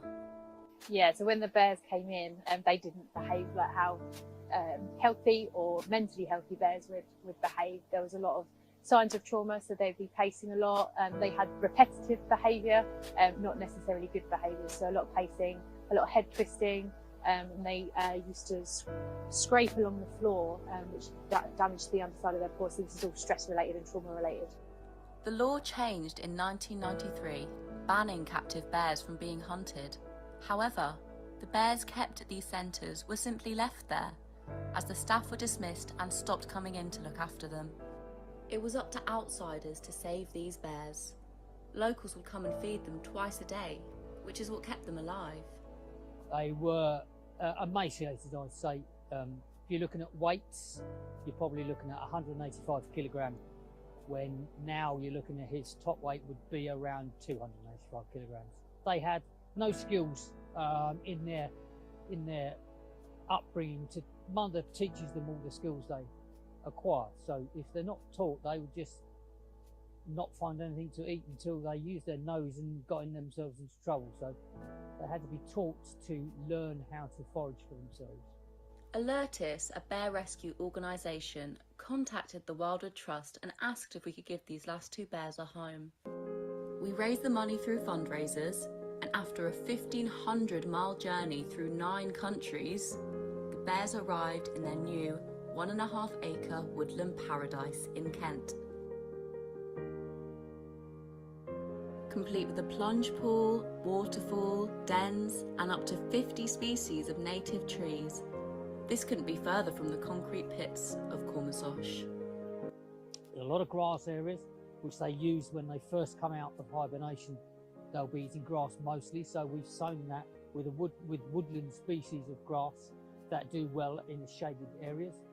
There's small shelters out there and large mounds, and the large mounds have been used for making dens in. The scruff particularly likes to dig these huge, vast dens. Head keeper Paul looks after Fluff and Scruff and monitors their daily activities. In Bulgaria, the bears were fed maize meal porridge, so their digestive systems were not used to processing regular food. Every fruit, every vegetable they eat is recorded, as keepers complete the long process of rehabilitating their diet. Now, the bears are fed on a nutritious omnivorous diet, which is expertly balanced to the bears and the seasons. A variety of enrichment is scattered around their enclosure every morning, so they have to do the work to find it, just like wild bears would. Following their rehabilitation and therapy, the bears are now unrecognisable to the frail, malnourished bears they were before. So we rescued Fluff and Scruff 5 years ago now, and a huge amount of the work that the amazing keeper team have been doing is to get them back into exhibiting normal bear behaviour, behaving like bears should do in the wild. And getting these poor, abused and neglected bears back to this level of health and vitality and natural behaviour has been a huge achievement. It's something I'm really proud of. So they've undergone torpor now, they're foraging, just doing bear stuff. They spend the whole day just being bears rather than being in this concrete pit, essentially. So when the bears first arrived, they were really underweight. They were completely out of all the natural rhythms of being a bear. And so we've got them back into those natural seasonal cycles and getting them to exhibit again as much of that natural bear behaviour as we possibly can. Yeah, it's really rewarding just to see them sort of bounce back, like completely forgotten about their past life. You know, the work we've done has been really nationally and internationally recognised now. We've won a Biaggia Award for the rehabilitation of the bears. And we also had our keepers presenting at an international bear symposium on bear husbandry, you know, really setting the standards for the best ways of looking after bears in captivity. It's why you do the job. Part of the reason why you do the job. It's immensely satisfactory just to see them doing their stuff. I suppose ideally you would have them released, but that's not possible.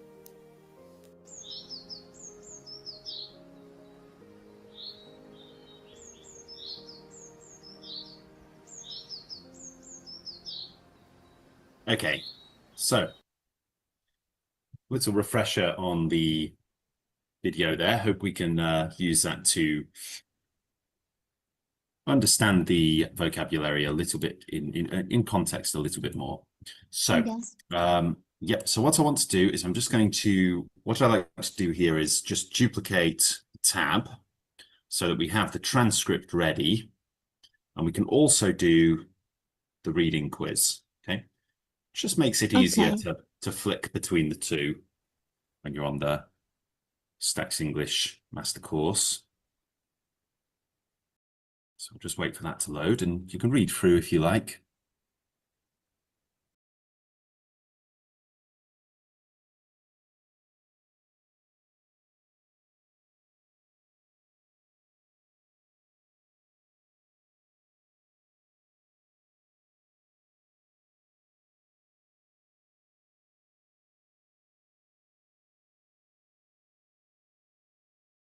Okay, so I'm going to just bring up the quiz now.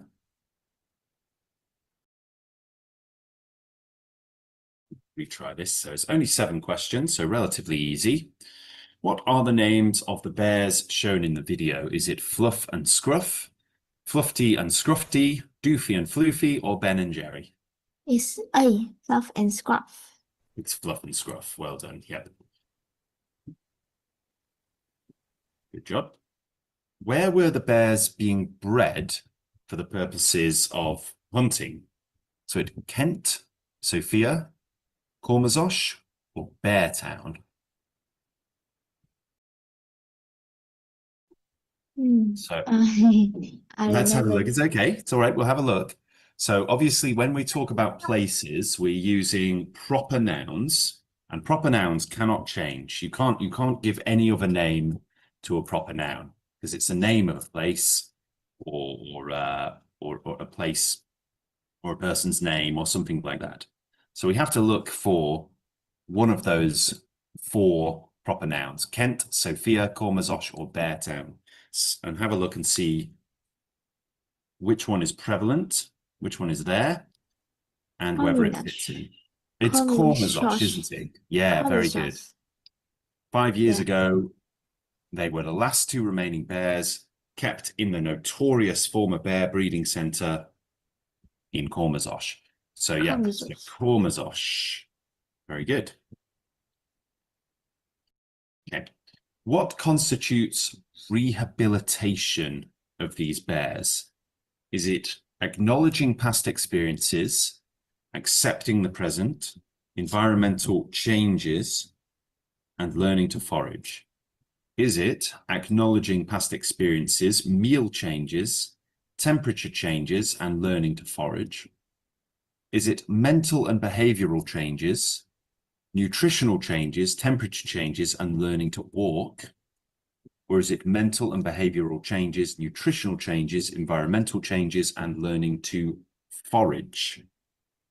So I think the best thing with a question like this is to try to have maybe a guess and then check if your guess is right before committing to it.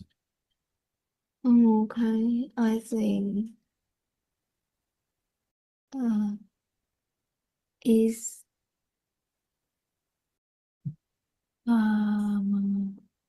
D, the Think last D. one. Okay, so let's have a look. Mental and behavioral changes, nutritional changes, environmental changes, and learning to forage. So let's find out if that's correct. So what do we mean when we talk about rehabilitation? Let's try to find something.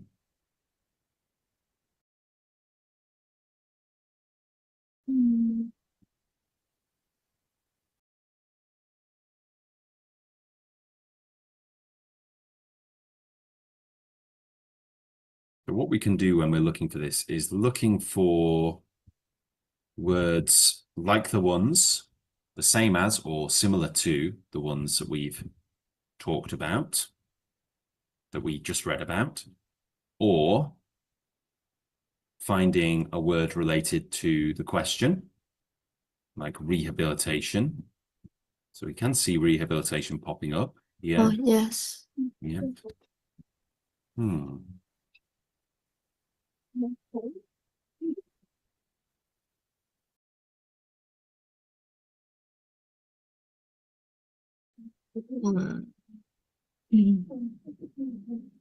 We can see words like foraging. Foraging, yeah. Yeah. Exhibiting normal behavior.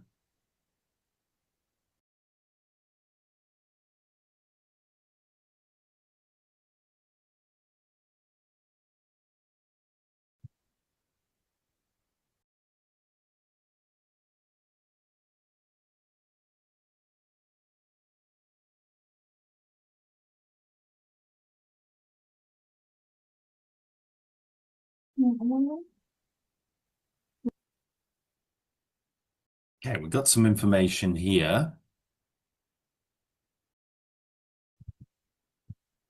The mother teaches them all the skills they acquire, so if they're not taught, they would just not find anything to eat until they use their nose and got themselves into trouble. So they had to be taught how to learn to forage for themselves.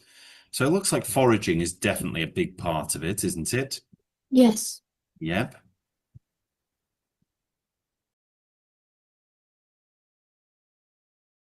Yeah.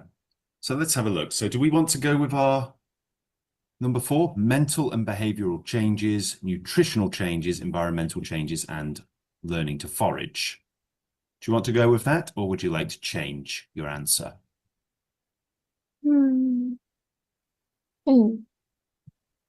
I will go with that. Okay. You're absolutely right. Yeah, very good. Wow. Yeah, I'm going to use the AI to just give that a bit more of an explanation, so you can explain this further. It addresses, your selected answer is correct because it addresses the comprehensive needs of bears in rehabilitation, focusing on their mental and behavioral health, proper nutrition, adjusting to environmental changes, and acquiring foraging skills essential for survival. This holistic approach ensures that bears can successfully adapt back into the wild. Very good. What are some of the changes the bears exhibited after rehabilitation? Is it making dens or eating honey?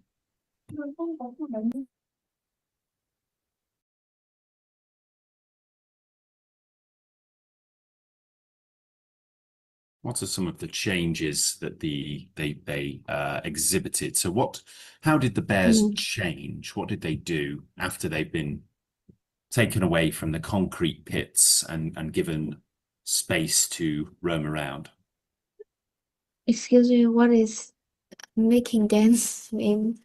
Okay, so making dens means building kind of like a little hole for you to hide in, like a little cave.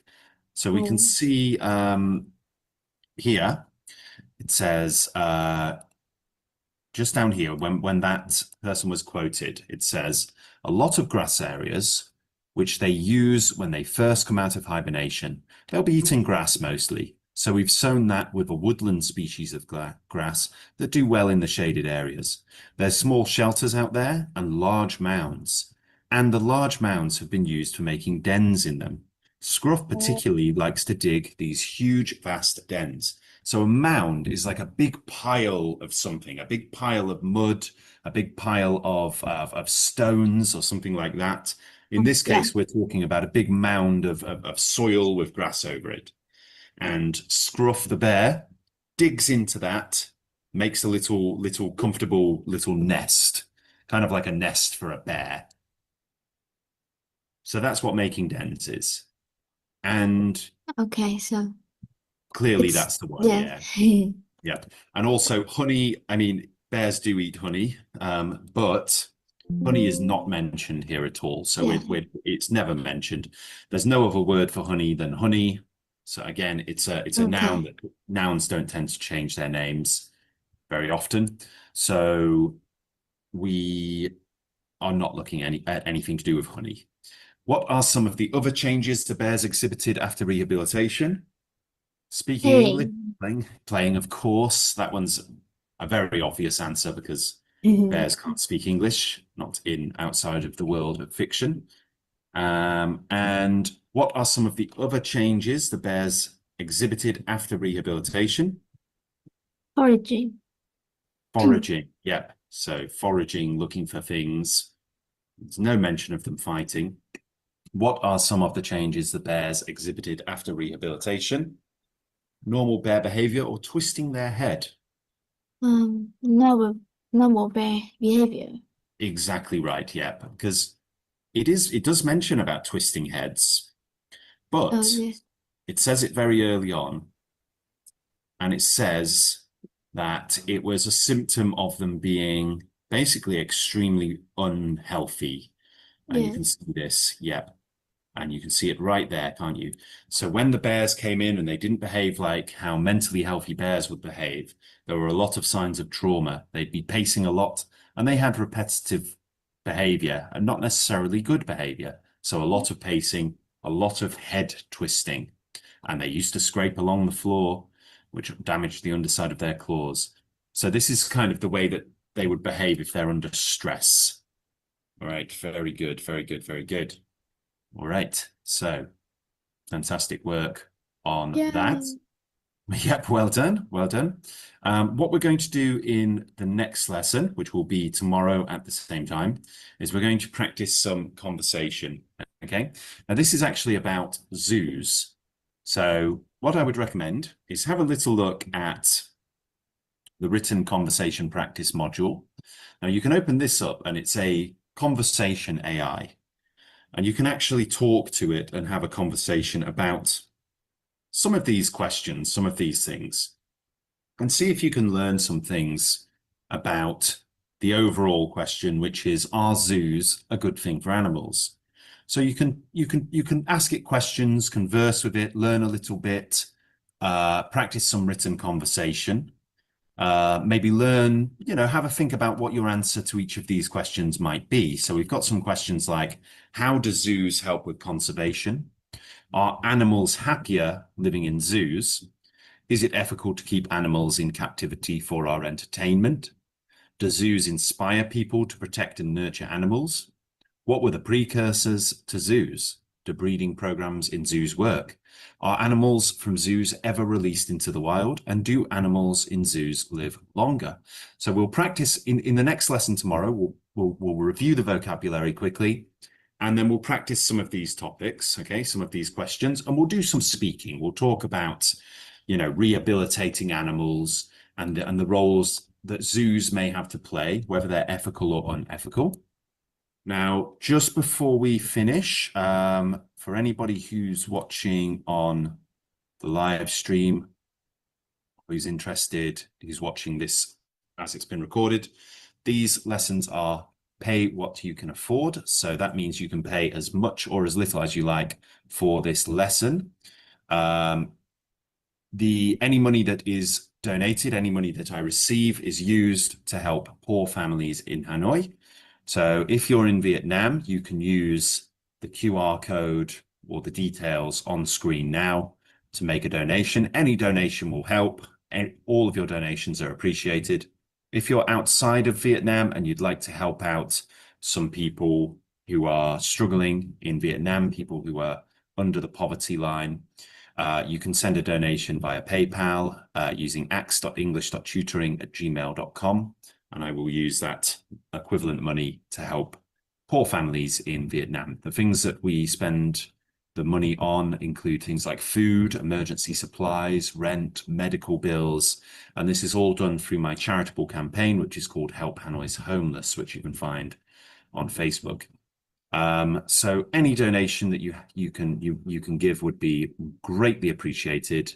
And please feel free to invite friends who would benefit from this lesson to join up. We will be doing these lessons every Monday, Tuesday, and Thursday from 6 p.m. to 7 p.m. Hanoi time. That's UTC +7 or GMT +7.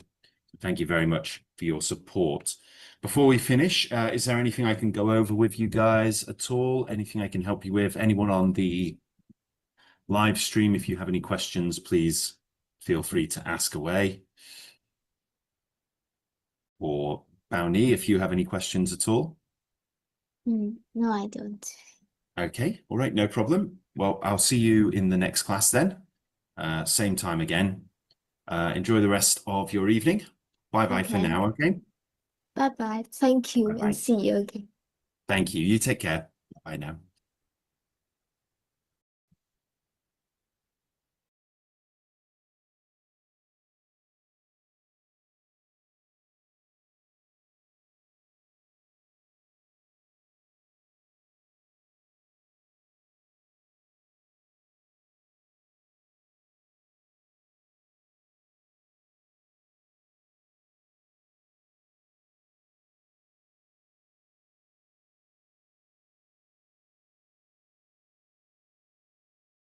Okay, guys, welcome to the class. How are you today? Hello? Hi. I'm fine. Good, good. I'm glad you're fine. So as I'm sure you know, you've been in the class before. This is a pay what you can afford class. So you can pay as much or as little as you like for this lesson. Your contribution helps poor families in Hanoi. You can pay via PayPal using the email address on screen, which is ax.english.tutoring@gmail.com. Or if you're in Vietnam, you can scan the QR code to pay directly. All the funds that I receive will be used to support the food, rent, and medical bills for needy families in Hanoi through my charitable campaign, which is called Help Hanoi's Homeless. So thank you so much for your support and participation. So today, what we're going to look at is on the Stacks English Master Course, we're going to look at stuffed animals. Now, by stuffed animals, we mean, you might call them teddy bears or something like that. So we're going to start by watching this video. So I'm just going to play the video through now.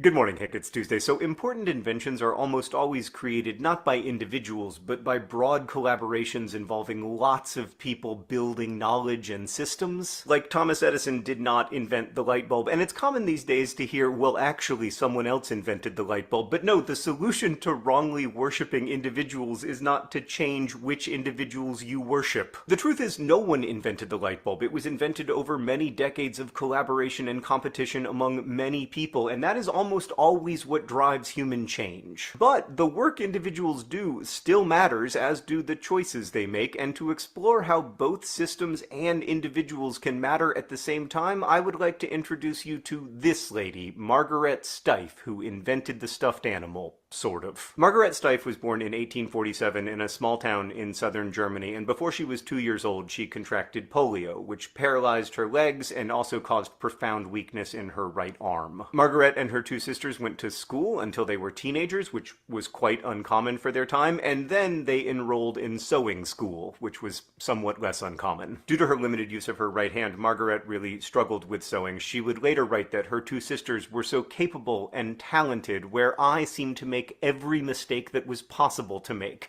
They gave up hoping that I would produce anything worthwhile with my needle. And it is here that Margaret's life intersects with two much larger trends. First, a musical instrument called the zither was becoming very popular in Europe. Like, this was around the time that Johann Strauss II was writing solos explicitly for the zither. Now, Margaret's muscle weakness made it difficult to play the violin or the piano, but she had a wonderful ear for music, and she could play the zither by bracing her right hand against the instrument. She became a very accomplished zither player and then started teaching zither lessons and used the money from those lessons to purchase the very first sewing machine that her little town in Germany had ever seen. She refashioned the machine so that she could work primarily with her left hand, and then suddenly she could sew despite her disability. At this point she was in her mid-20s, and Margaret began a successful tailoring business with her sisters, but she loved fashion, and it was a little bit of a bummer just to be like tailoring pants all day long. So she began sewing and selling ready-made clothing, especially these underskirts made with felt, a soft textile that had made its way to Europe via Central Asia. Her clothing became so successful that she eventually opened up a factory and branched out into women's dresses and children's coats, all made out of felt, which was so soft and cuddly and warm. So by now Margaret is in her early 30s, and to keep track of fashions, she subscribes to all these different magazines and newspapers that print patterns of clothing and other stuff that you can sew. And one day in 1879, she's looking through a magazine and comes across a pattern called Elephant of Cloth. Margaret later wrote, "Felt was the ideal material for this toy, and the filling would be of the finest lamb's wool." She was big on quality, often saying, "Only the best is good enough for children." These initial felt elephants were quite small. They resembled and were often used as pin cushions, and Margaret mostly made them for friends and family. She only sold 8 of them in 1880. But pretty soon she was making more stuffed animals, often working from patterns she would find in magazines. She made donkeys and dogs and lions and bears and even parrots. Again, though, most of these designs were not invented by Margaret. They came from places that published patterns. What Margaret saw was that lots of people lacked the time or the resources or the expertise to make their own stuffed animals, so she would do the work for you, and probably better than you could do it. And soon a stuffed animal from Steiff became a popular children's gift because they were relatively cheap, and also because they were sturdy, especially compared to the porcelain dolls that were the most popular, like, proper plaything at the time. By 1890, 11 years after she made that first elephant, Margaret Steiff's company was selling over 5,000 stuffed animals per year. She then expanded internationally, and things really took off just after the turn of the 20th century with the introduction of the first Steiff teddy bear. By 1907, when Margaret was 60, her company employed over 2,000 people and was making over 1 million stuffed animals per year. Margaret died just a couple years later of pneumonia, but the company survived. In fact, over 100 years later, they still make some of the cutest and cuddliest stuffed animals around. Like the rest of us, Margaret Steiff was a product of circumstance. Had her parents lacked the resources to educate their daughters, or had the sewing machine not been invented, or had the zither not become popular, or had she not developed an expertise with felt, or had those magazines not published those animal patterns, she would not today be remembered as the inventor of the stuffed animal. And of course, in all those alternate histories, stuffed animals probably would still have been invented around the same time, just as light bulbs would still exist even if Edison and Tesla never had. Considering the circumstances and systems that drive historical change helps us to understand why those changes occurred, but it is also a window into understanding who ends up in a position to benefit from those changes. Part of what makes the history of stuffed animals so important, I think, is that it's one of the few places where a disabled woman in 19th century Europe could succeed in business. But at the same time, we must make space for the individual choices that also help drive historical change. Margaret Steiff saw the potential of ready-made soft toys for children. She made excellent ones, and as her business grew, she was very careful to hire extremely talented people. She attracted and retained those employees in part by treating them much better than most other businesses at the time. Her tireless focus on quality control ensured that Steiff stuffed animals looked and felt better than their competitors, and her tremendous self-belief helped her to persevere when society and even her friends doubted her ability to become a musician, or to sew, or to run a large corporation. So here's to perseverance and to stuffed animals. Thanks, Margaret. Hank, I'll see you on Friday.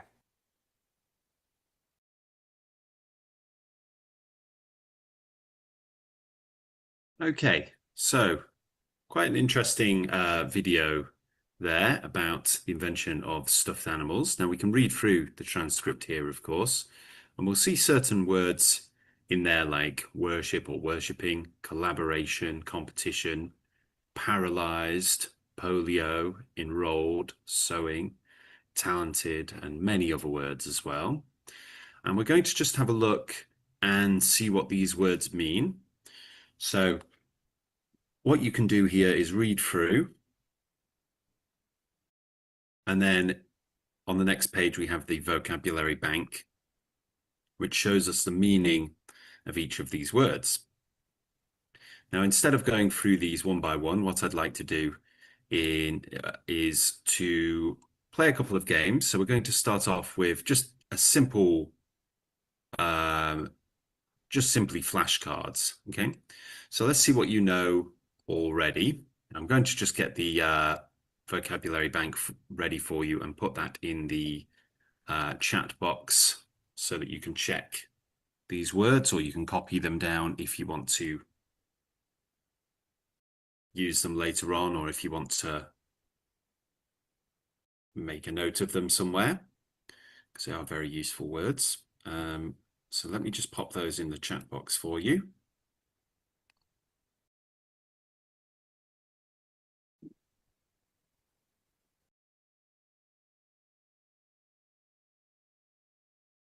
Okay, so there's some.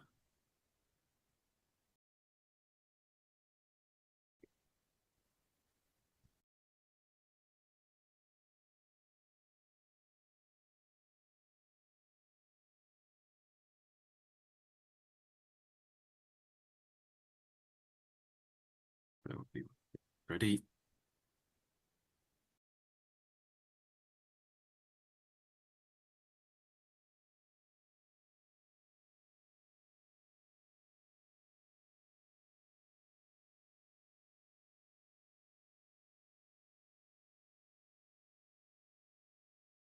Hold on.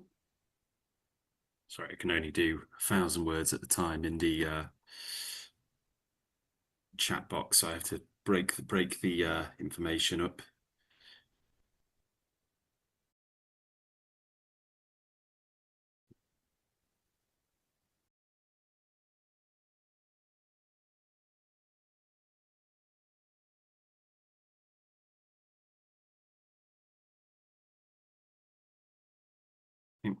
And there we go. So now we'll go through them using the flashcards.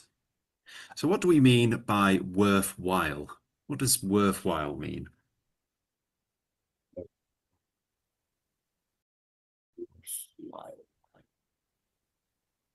Yeah, if something is worthwhile, what does it mean?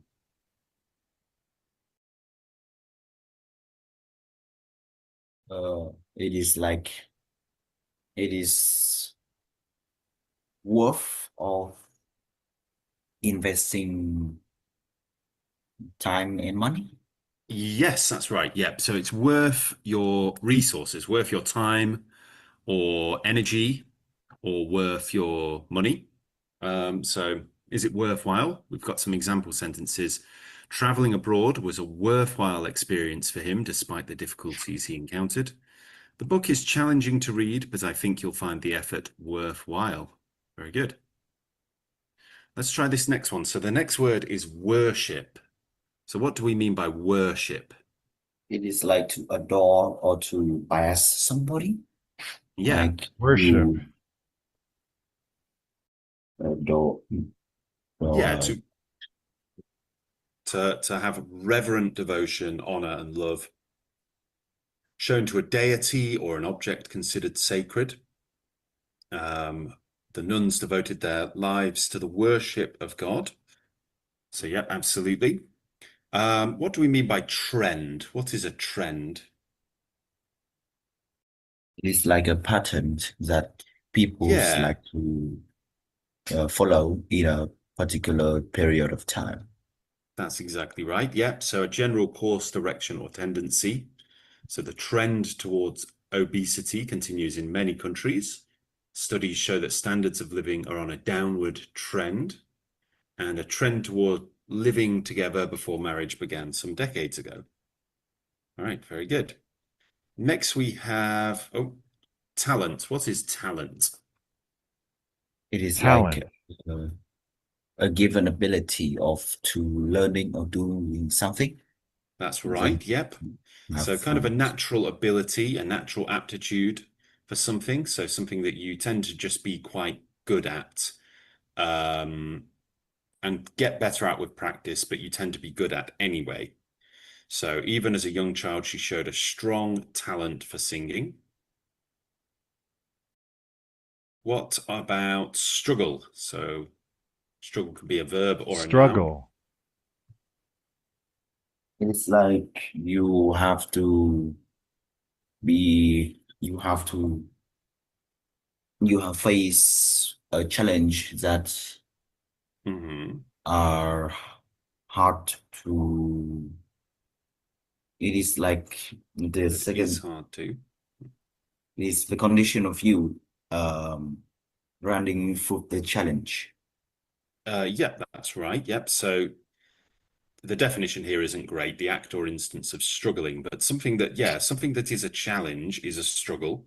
And when you struggle, you are having difficulty getting something done. What about this next word, which is so? So. It is like to use thread to use a thread, yeah. So a piece of string, usually made from cotton or nylon or something like that. To create a product. Yeah, so we construct, repair, or attach things together by making stitches with a needle and thread. So she sews her own dresses, or she sewed her own dresses. Next we have polio. Any idea what polio is? Polio. Polio is like a disease or a condition of disabilities. It's a disease, yeah, and it's one that was the full term there is right there. But polio is a very nasty disease that can cause paralysis. In the case of the video, the woman had paralysis in her legs because she contracted polio. You also get people who are paralyzed from the neck down from it, or people who die from it. And it's not such a common disease now because we have the polio virus, which I believe came around in like the 50s. So not so many people have polio now. It doesn't spread very much now because of vaccines, but it was quite common about 70 years ago. What do we mean by the word paralyze? So I just used the word paralyze or paralysis. What does it mean, the verb paralyze? It's like to stop moving. Paralyze. Like you can. It is to make you stop to control and move your limbs and your particular organs. Yeah, you're absolutely right. So when you paralyze something, it means that you can no longer move it or it no longer moves. So to render something partly or completely unable to move or feel sensations as by injury or disease. So the damage to her spine paralyzed her body from the neck down, and the disease paralyzed his legs. So it's something that polio can cause is paralysis, or it can paralyze you. What is an invention? Invention, it is something that you create new and to it's like something you created to, it is like it is an invent. Yeah, okay, so the invention is the noun form. The verb form is invent or inventing if you're using the continuous form. So yes, as you say, it's when you create something new, a new idea, a new product, a new piece of technology, something that doesn't exist before. Now, I'm going to add here very quickly that there's quite a big difference between an invention and a discovery. So an invention is something that you would make yourself, whereas a discovery is something that already existed, but we didn't know about. So, for example, penicillin, which is a medicine, an antibiotic that you can eat and you can consume, and it will kill most of the bacteria that will harm you.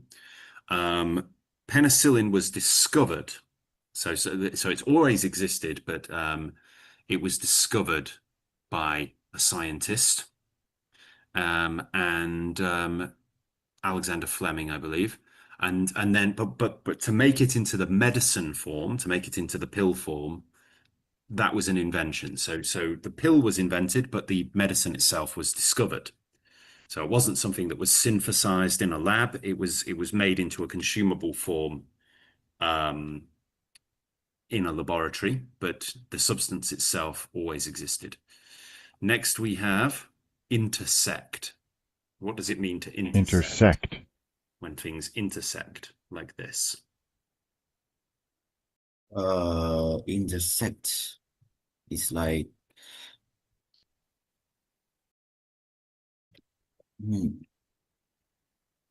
intersect is to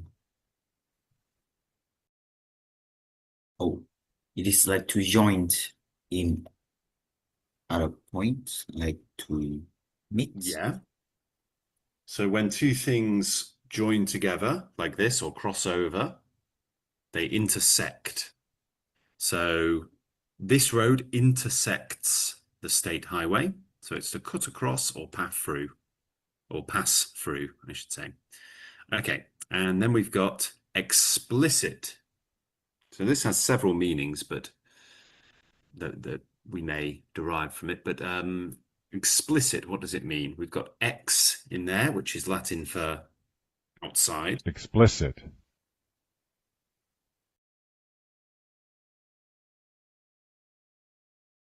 It is like I really don't know much about this word. Well, okay, so explicit means something that is not hidden. So it's pushed onto the outside. So if someone says something explicitly, to use the adverb, it means that they did not mince their words. They said it absolutely directly. So if I say to you, do not open the gate, then I have explicitly said, don't open the gate. Now you could actually have another word, implicit, which is where something is not said directly. So instead of saying, do not open the gate, I might say, it's much better if you keep the gate closed. Or I like to keep the gate closed because I don't want the dog to escape. All right. So I haven't explicitly said it, but I've strongly implied it. It's implicit. So stated fully, clearly, and without equivocation. I gave him explicit instructions, so there should be no mistake. You need to you leave too much for the reader to guess at. This paragraph needs to be more explicit. Her refusal was quite explicit and left no hope of her changing her mind. So you might also hear explicit used in the terms of sort of like a movie with an explicit scene in it. So what that normally means is something that's nudity or something like that, because it's not covered up. It's right out there in the open to be seen. So you might see something like a warning before you watch a movie or a TV show, and may contain scenes of an explicit nature or something like that, which will mean it contains graphic nudity. Next we have enroll. Enroll. And you can spell this. This will have different spellings, sometimes with 2 L's, sometimes with 1. What does it mean to enroll? It's like to register. To register, yeah. To enlist or sign up someone officially. Next we have competition. Competition. Competition is like is similarly like a race to Yeah. A race is normally a competition, yeah. it is similarly to a race and it's to point out who is the first to like do it. Yeah, so a competition is when people are working to try to win, aren't they? Trying to win. So athletics is particularly appealing for those who enjoy competition. Competition for jobs in the film industry can be fierce, and their daughter and our son are in competition for first place. So it's the act of competing, of fighting to get to the top. You may also have another use of it, which is in business, where you say, if company A and company B sell the same thing, then company A may be the competition for company B. Okay. Let's try this next one, which is collaboration. So this is kind of the opposite to competition. What do you think collaboration is? So I'm going to look at you people on the live stream here. Collaboration.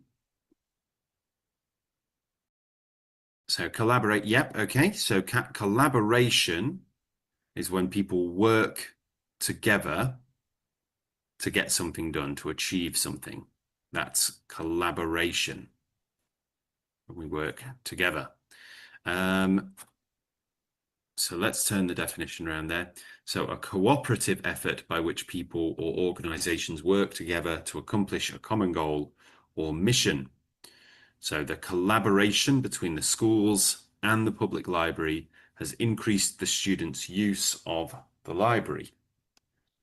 So it's when two people or two groups are working together. And then we have capable. So Capable. Capable. What does capable mean? Does anyone have an answer for what capable means? So you guys watching on the live stream.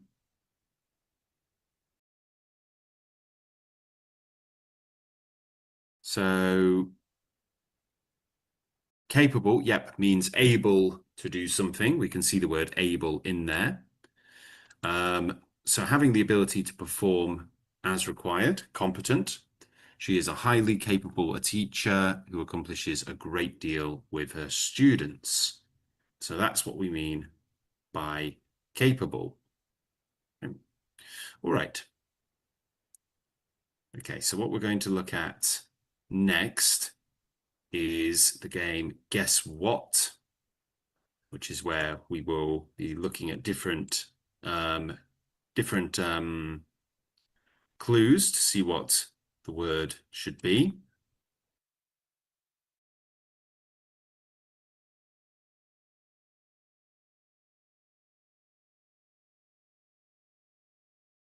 All right. Okay. So let's start with with this transitive verb.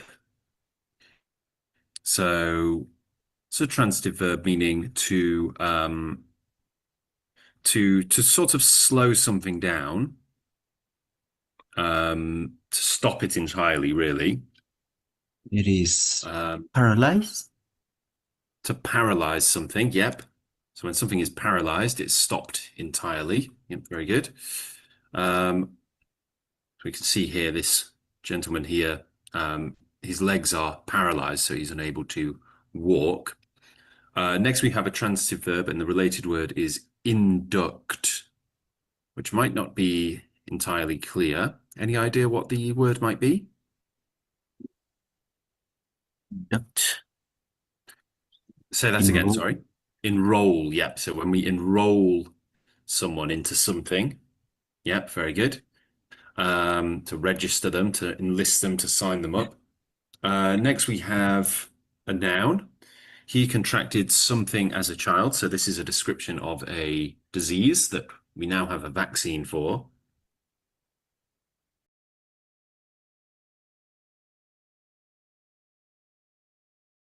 Any idea? Contract. The competition? No. So this is the name of a disease. It's a condition that people can have that leads to paralysis in many cases. Oh, it is polio. Polio, yeah, very good. Polio is right, yep. Next one.